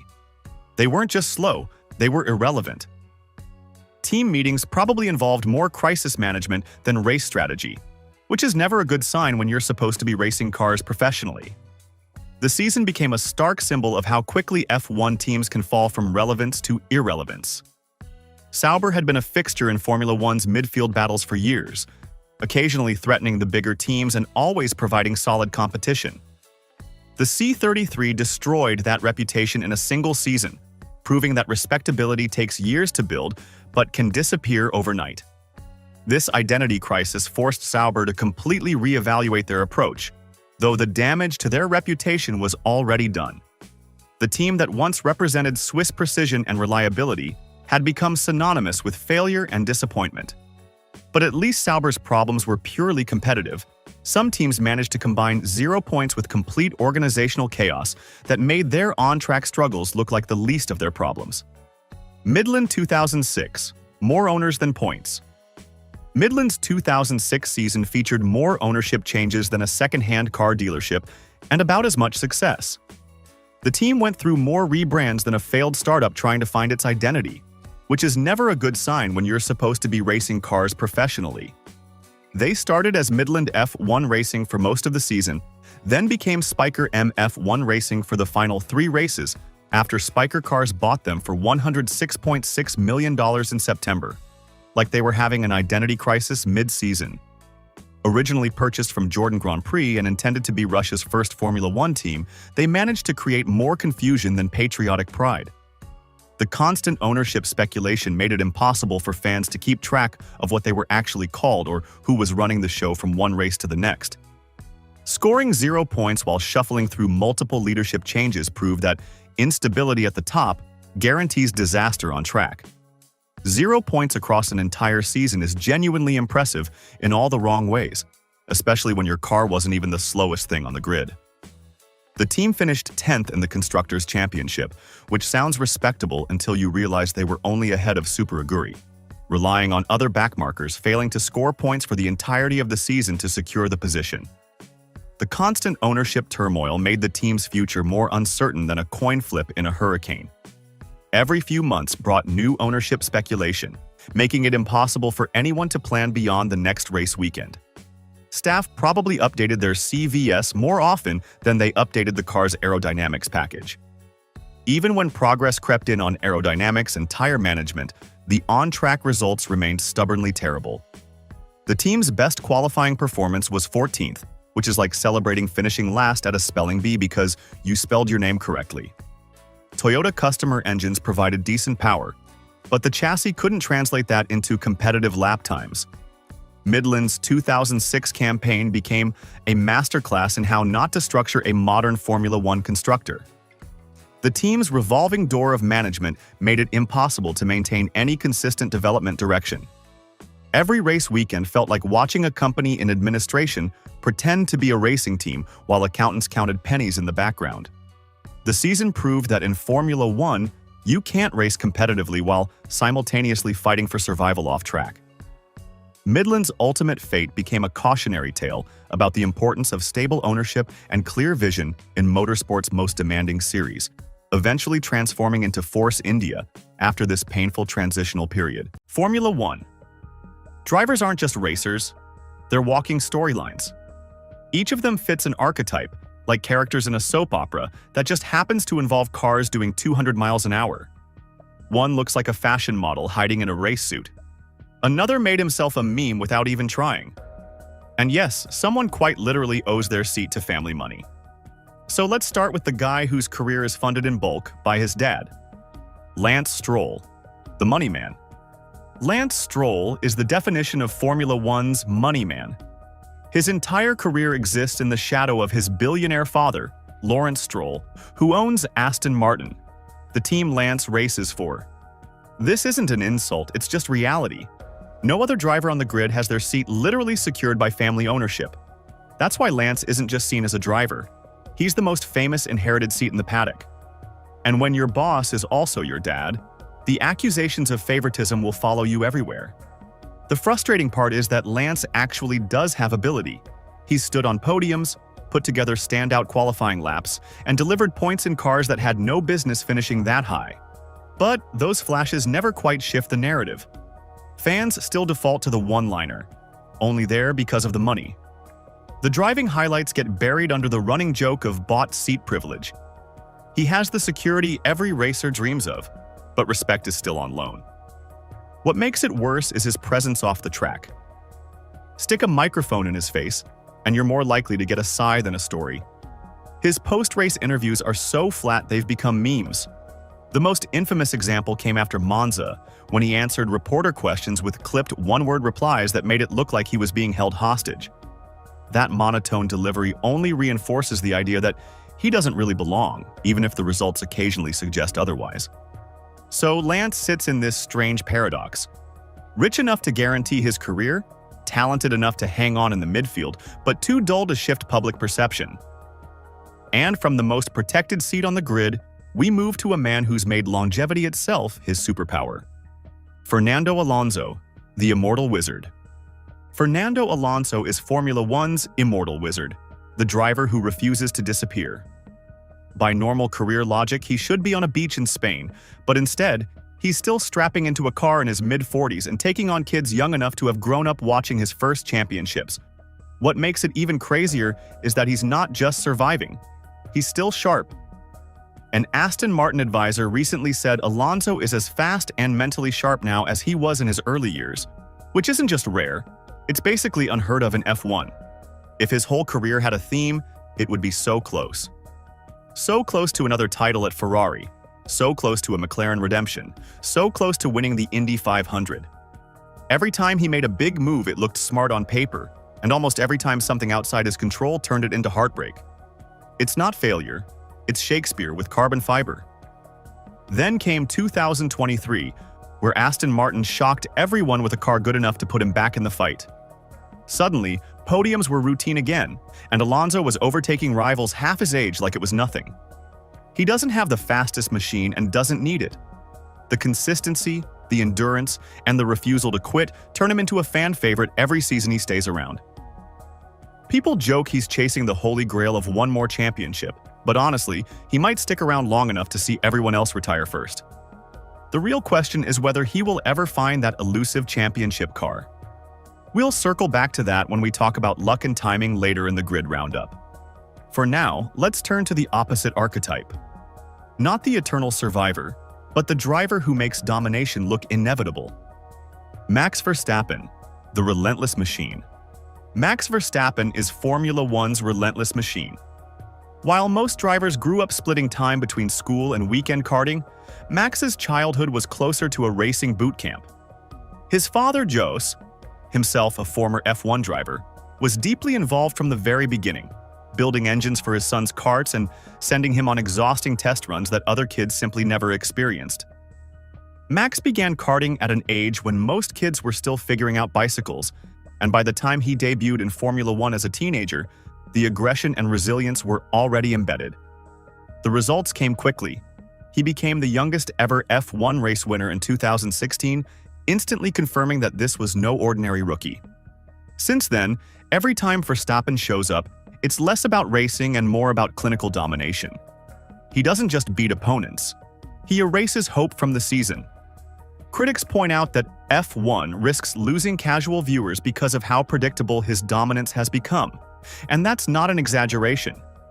It's the kind of boring where you stop asking who might win because you already know. And yet, the respect is unavoidable. Abu Dhabi 2021 will always be debated, but what nobody can deny is the absolute commitment in his lunge against Hamilton. A snapshot of the way he races. Full send, no hesitation. What makes it stranger is how little he cares about the fame machine. He was reluctant to take part in Netflix's Drive to Survive, appearing only sparingly, and yet his profile exploded anyway. He doesn't need storylines because his driving is the story. Cold, ruthless, efficient. He feels like the modern Schumacher with a Red Bull logo glued to every surface. Relentlessness defines his archetype. And yet, on the other end of the grid's emotional spectrum sits a driver with all the speed in the world, but none of the fortune to match. Charles Leclerc, the tragic hero. Charles Leclerc is the tragic hero of Formula One, the guy with all the raw talent but a team that drags him down. Ferrari's golden boy delivers magic when it's just him and the car, especially in qualifying. Saturdays are his kingdom. He'll snatch pole positions even when Ferrari's pace doesn't quite warrant it, pulling out laps that look like witchcraft. But when Sunday rolls around, the heartbreak sets in. Not from a lack of ability, but from Ferrari's strategy blunders and reliability gremlins blowing it apart. It happens over and over. At Monza, he had the pace in front of Ferrari's home crowd, only for pit calls to turn victory into confusion. At Monaco, his home race, you'd think everything would be built around him. Instead, he got boxed at the wrong time, another win slipping through because the team couldn't coordinate. It's become a pattern. Leclerc does everything right, the garage gets it wrong, and fans are left watching yet another avoidable collapse. He's not lacking the skills. Far from it. He's blisteringly fast, has incredible racecraft, and could absolutely be a world champion under the right circumstances. That's why the pain hits harder. You watch him, and it's obvious he's capable of so much more. But the combination of Ferrari's strategy slip-ups and their technical hiccups means he's locked into this archetype of the tragic hero, the Prince of Maranello, smiling bitterly while opportunity evaporates in real time. And that smile has become a meme in itself, the face of a man carrying both speed and sorrow. But Ferrari isn't totally hopeless, because somehow, in the same garage, his teammate manages to occasionally make the same setup, strategy, and chaos look almost functional. Carlos Sainz, the smooth operator. Carlos Sainz is Formula One's smooth operator, the archetype of calm consistency in a sport that thrives on chaos. He isn't the headline grabber or the meme factory. Instead, he's the guy who quietly turns turbulent weekends into solid points. While others blow up on the radio or panic when the strategy unravels, Sainz stays measured. His voice over team comms doesn't sound like a man facing disaster. It sounds like someone reading Google Maps directions at 70 miles an hour. That composure is exactly what makes him effective. He doesn't always produce jaw-dropping pole laps like Leclerc, but he chips away with steadiness. His brand, Smooth Operator, isn't just a nickname. It fits his style perfectly. Tire management, race pacing, pit calls. Sainz treats racing like problem-solving, converting messy situations into stable results. That balance of technical thought and calm execution gives him a role that's not glamorous but hugely valuable. Of course, Sainz often gets overshadowed by the bigger names. Compared to Leclerc's fireworks, Verstappen's dominance, or Hamilton's legacy, he ends up labeled the dependable sidekick. But that doesn't mean he's slow. His results prove he's more than a backup plan. He's the guy who keeps teams in contention when everything else is on fire. He won't scream down the radio, he won't throw his crew under the bus. He'll simply bring the car home higher than expected and move on. That quiet reliability doesn't always win fans' attention, but inside the paddock, it earns respect. If Leclerc is the tragic hero always undone by fate, then Sainz is his steady foil. Unflashy, but reliable when Ferrari need it most. Every team has stars, but the hidden archetype is the one who makes the machine keep moving. And speaking of supporting roles, nobody embodies the art of playing second fiddle more than the man tasked with surviving alongside Max Verstappen. Sergio Perez, the wingman. Sergio Perez is the archetype of the wingman. He's an experienced race winner, proven across multiple teams, yet at Red Bull his role is often cast in the shadow of Max Verstappen. On paper, driving the fastest car on the grid should make him look like the star. In reality, his job leans more towards supporting the team's golden project.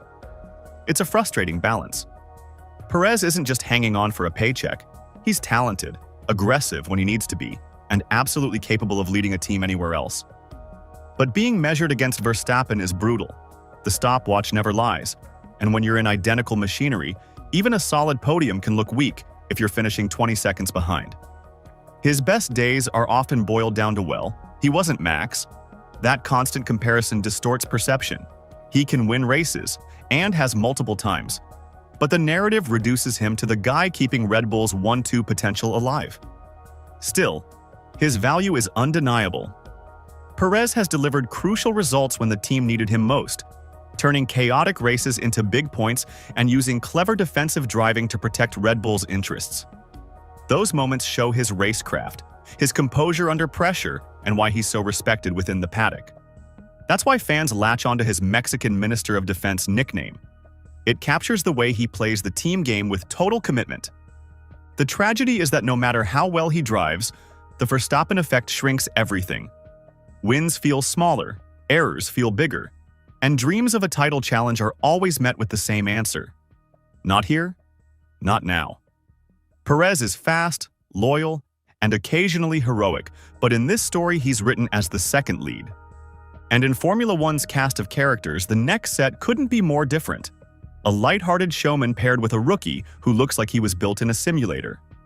Lando Norris and Oscar Piastri, the odd couple.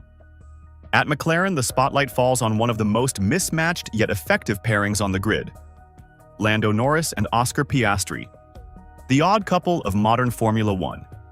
Norris has carved out a reputation as the paddock's young entertainer, combining raw talent with a massive online presence. His streams, gaming clips, and cheeky radio banter have made him one of the most recognizable faces of his generation, even outside hardcore F1 circles.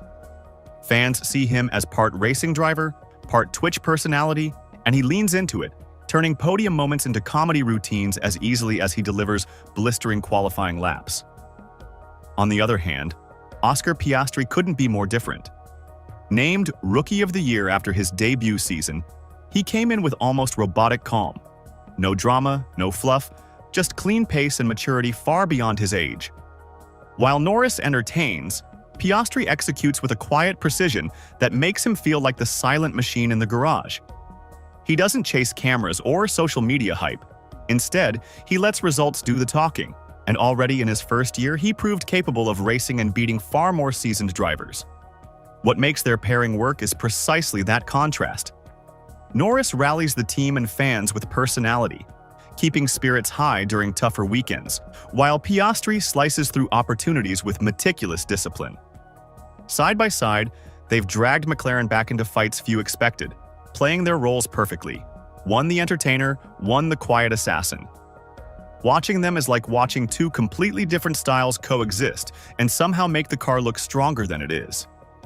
And they're not the only pair thriving on personality chemistry. Because just down the paddock, another duo has built their own reputation, not through contrast, but through pure buddy comedy energy. Pierre Gasly and Yuki Tsunoda, the bromance. Pierre Gasly and Yuki Tsunoda are proof that Formula One thrives on personality as much as performance. They've got a bromance vibe the media loves. Gasly, the polished pro who carries himself like he's always ready for a sponsor shoot, paired with Tsunoda, the unfiltered spark who's just as famous for his fiery radio rants as his speed on track. It's a contrast that shouldn't work, but somehow clicks perfectly. Gasly slots into the calm straight man role. He's steady in interviews, smooth with sponsors, and presents himself as the kind of driver teams want out front at PR events. Next to him, Tsunoda brings the chaos, short, sharp bursts of emotion that keep things unpredictable. He'll scream over the radio about traffic one lap, then deliver a clean points finish the next. Where Gasly plays composed, Tsunoda is pure instinct, and together they create a dynamic that looks made for highlight reels. The paddock and the internet feed on it.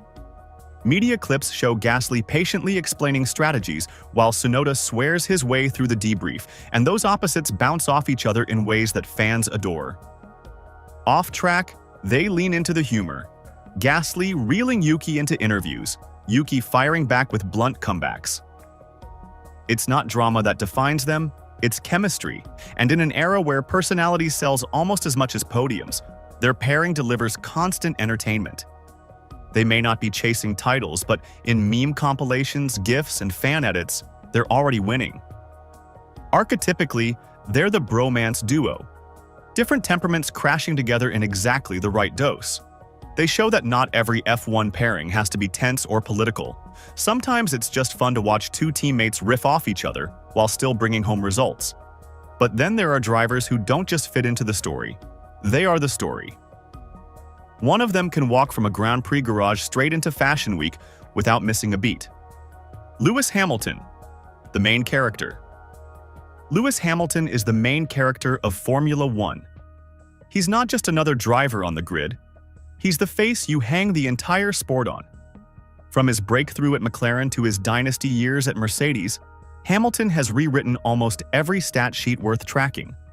But his relevance goes way beyond trophies. He's equally known for showing up on Monday in an outfit that dominates headlines as much as his performances on Sunday. Fashion shows, magazine covers, film projects, he crosses over into spaces most drivers never touch. That crossover is exactly why he polarizes people. 7 world titles should make him untouchable, but when he's front row at Paris Fashion Week or speaking out on activism, plenty of fans split into camps. Some love that he shows F1 can be more than lap times and pit stops. Others resent the attention, acting like being famous outside the paddock is somehow a crime. But Hamilton embraces it all. He's perfectly at ease screaming through qualifying laps one day, then trending online for a bold outfit the next. Around him, love and hate orbit in equal force. As one of the few drivers unafraid to speak about broader issues, he's made himself part of conversations way outside motorsport. That's not always sponsor-friendly, but it's authentic to him, and it adds to the aura of someone who seems permanently in the spotlight. If Hamilton isn't leading a race, he's still leading headlines. That duality, chasing records while chasing cultural relevance, cements why he feels bigger than the machinery he drives. So, legend or walking PR machine? Tell me in the comments. Because not every archetype owns the stage. Some have to fight tooth and nail just to be noticed at all, climbing into the seat not with money or celebrity, but with sheer persistence and grit. Esteban Ocon, the worker. Esteban Ocon fits the archetype of the worker, the guy who built a career on grind and sheer persistence. His story isn't yachts and private jets. It's long drives in a van with his parents sacrificing comfort just so he could keep racing. That background shapes everything about him. He approaches Formula One like nothing is guaranteed. Every lap looks like a fight to prove he belongs. That edge gives him a permanent chip on his shoulder. He doesn't care if his teammate is a decorated world champion or a childhood friend. The garage always feels like a battleground. His time alongside Fernando Alonso turned tense, and bringing Pierre Gasly in didn't smooth things either. Ocon thrives on that tension because it fuels him. And when emotions spill over the radio, you get flashes of honesty other drivers avoid. He once said, "We are not robots," a line that summed up his refusal to hide frustration behind the usual polished PR soundbites. You know exactly where he stands, even mid-race. What makes Ocon's story resonate even more is how he handles the darker side of the spotlight. After some on-track clashes, he's been hit with waves of social media abuse. Instead of lashing back, he publicly acknowledged it, apologized when tensions ran too hot, and called it unacceptable. That moment revealed the weight of the pressure he carries, and the human underneath the helmet that fans often overlook. On track, his determination has translated into breakthrough weekends where grit turned into real results. He's not defined by inherited privilege or marketing power. He's defined by the scars of fighting his way up and refusing to coast, no matter what. That archetype makes him a modern emblem of persistence in Formula One. And if Ocon embodies passion and grind, the contrast couldn't be sharper with a legend who treated Formula One like just another day at the office. Kimi Räikkönen, the Iceman. Kimi Räikkönen was Formula One's Iceman, the legend who seemed to treat the sport like any other shift at work. For most drivers, F1 is the dream they've chased since childhood. For Kimi, it was just a job he happened to be absurdly good at. Show up, drive faster than almost anyone alive, go home. He even won a world championship while carrying the same energy as a guy counting down minutes until happy hour. That attitude wasn't disrespect. It was exactly why fans adored him. He ignored hype, brushed off PR, and swatted away small talk. While the rest of the grid leaned into drama and branding, Kimi carried himself like someone dragged into an office meeting he didn't want to attend. Reporters would lob questions at him, and he'd answer with the kind of monotone you'd expect from someone filing taxes. The contrast between his talent and his total disinterest in the spectacle made him unforgettable. And of course, there was the radio. Drivers panic, plead, or scream under pressure. Kimi? Deadpan legend. His "leave me alone, I know what I'm doing" line is one of the most famous soundbites in F1 history. Short, clipped, and pure ice while running a car on the edge.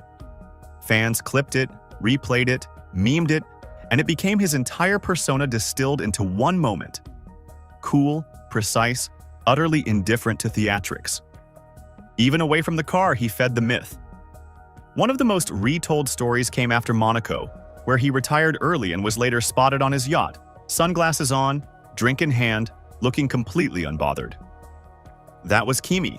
Detached, blunt, effortlessly fast, and never forcing a personality. His lack of performance art became the performance. Of course, not every legend is remembered for being ice cool. Some are defined by surviving the hottest moment imaginable. Romain Grosjean, the Phoenix. Romain Grosjean is remembered as the Phoenix, the driver whose legacy shifted from crash-prone reputation to miraculous survival. Before 2020, his F1 career was defined more by incidents, penalties, and memes than podiums. Fans joked he was the guy most likely to be in a tangle, not the one leading the pack. But everything about how we talk about Grosjean changed in a single, terrifying moment at Bahrain.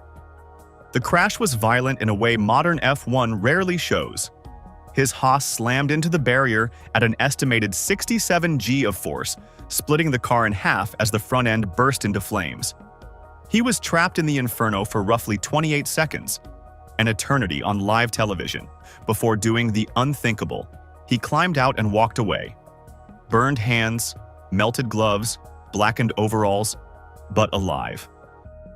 In seconds, the man known as an accident magnet became the symbol of survival against impossible odds. That miracle wasn't just luck. It was the visible payoff of Formula One's relentless safety evolution. The halo, once mocked for ruining car aesthetics, shielded him from impact. The HANDS device held his neck steady.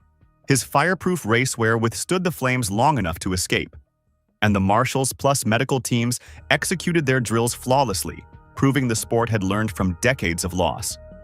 Grosjean became living proof that relentless engineering and preparation save lives. His race record didn't transform, and his reputation for mistakes didn't vanish overnight.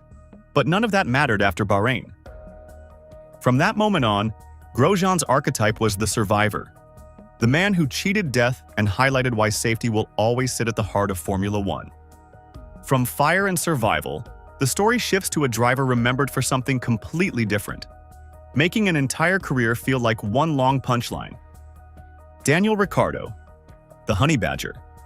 Daniel Ricciardo is the Honey Badger, the driver who made a career out of pairing fearless racing with a grin wide enough to win over an entire fan base. He wasn't just quick, he was entertaining. Fans remember the dive bombs from way back on the brakes, the shoey celebrations that somehow convinced world champions to drink from his boot, and the constant stream of jokes that cut through F1's often robotic atmosphere. He felt like the one driver who actually remembered racing was supposed to be fun. At his peak with Red Bull, Ricciardo looked like a future world champion. His overtaking style was legendary. Those late-breaking moves weren't reckless, they were perfectly judged risks that caught seasoned rivals off guard. He stacked up race wins, earned respect in the paddock, and gave the impression that he'd be Verstappen's equal as Red Bull moved forward. That era defined him as more than comic relief. He was a genuine contender. But things shifted. His results dipped after leaving Red Bull, and the gamble on Renault didn't deliver the leap some expected. When he moved to McLaren, it should have been the comeback. He even gave them a famous win at Monza, a reminder of the old magic. But outside of that day, the pace never quite returned. Whether it was car setups or adapting to machines that didn't suit his style, he struggled for consistency. The smile stayed, but the results didn't always match. And yet, his archetype holds because his personality never stopped carrying him. Even when outpaced, fans stayed loyal because Ricciardo had already delivered unforgettable highlights. The laughter, the shoeys, the fearless overtakes, they secured him goodwill few drivers ever keep. Not every driver gets that luxury. Some discover that one teammate, one decision, can change everything overnight. Daniel Kvyat, the exiled one. Daniil Kvyat is the exiled one, the driver whose career shows just how ruthless Formula One can be. He climbed the Red Bull ladder fast, earning a seat with the senior team and even standing on the podium, looking like a long-term piece of their future. But mid-2016, everything unraveled. After a handful of rough opening races, Red Bull pulled the switch. Kvyat was demoted back down, and an 18-year-old Max Verstappen was called up in his place. Verstappen immediately won in Spain, and overnight Kvyat went from solid prospect to footnote. Brutal timing, brutal optics. That's the part that still stings. Kvyat wasn't failing. He was scoring points, doing the job, but the team saw their superstar of the future and cut him loose without a second thought. Red Bull had always been known for being cutthroat with their young drivers, but this became the defining example. Fans still point to it as the moment the world saw just how little room there is for sentiment. As if that wasn't enough, the memes started piling in. Thanks to some clumsy first laps and collisions, He picked up the nickname Torpedo, and it stuck hard. Even when he pulled off a clean overtake, fans would yell it like a running joke. And then came the awkward headlines. Off-track relationships overlapping with Verstappen's rise added another layer of media noise that overshadowed what mattered most: his driving. His archetype is clear. Not untalented, not incapable, just exiled by timing, circumstance, and a system designed to chew through its own lineup. Wrong timing, ruthless team policy. F1 can chew up talented drivers. And on the other side of that coin is a driver whose story swings in the opposite direction. A man remembered not for being cut down too soon, but for clawing his way back from the impossible. Robert Kubica, the comeback king. Robert Kubica is Formula One's comeback king. Before his accident, he wasn't just good. He was the driver insiders quietly said had championship-level talent. Smooth behind the wheel, creative with strategy, and fearless when lining up overtakes, he looked set to fight for titles. Then came the rally crash in 2011 that changed everything. His car hit a barrier, and the impact left his right arm with severe injuries and restricted movement. Overnight, what looked like the rise of a potential world champion turned into the story of someone who might never race at the top level again. But Kubica refused to quit. Step by step, year after year, he fought his way back. Endless rehab sessions, stints in simulators, time in touring cars, Formula 2-level machinery. Anything to prove he could still drive. His movements in the cockpit were visibly limited, his grip weaker, but his determination never shifted. Against the odds, he adapted to the limitations and clawed his way to something most thought impossible. In 2019, 8 years after the crash, Kubica returned as a full-time Formula One driver with Williams. The car was miles off the pace. He wasn't fighting for podiums. He was fighting just to keep the car on the weekend's timing sheets. But that wasn't the point. The real victory was being back on the grid at all. Competing in a sport where milliseconds decide careers while carrying permanent injuries was the ultimate statement of persistence.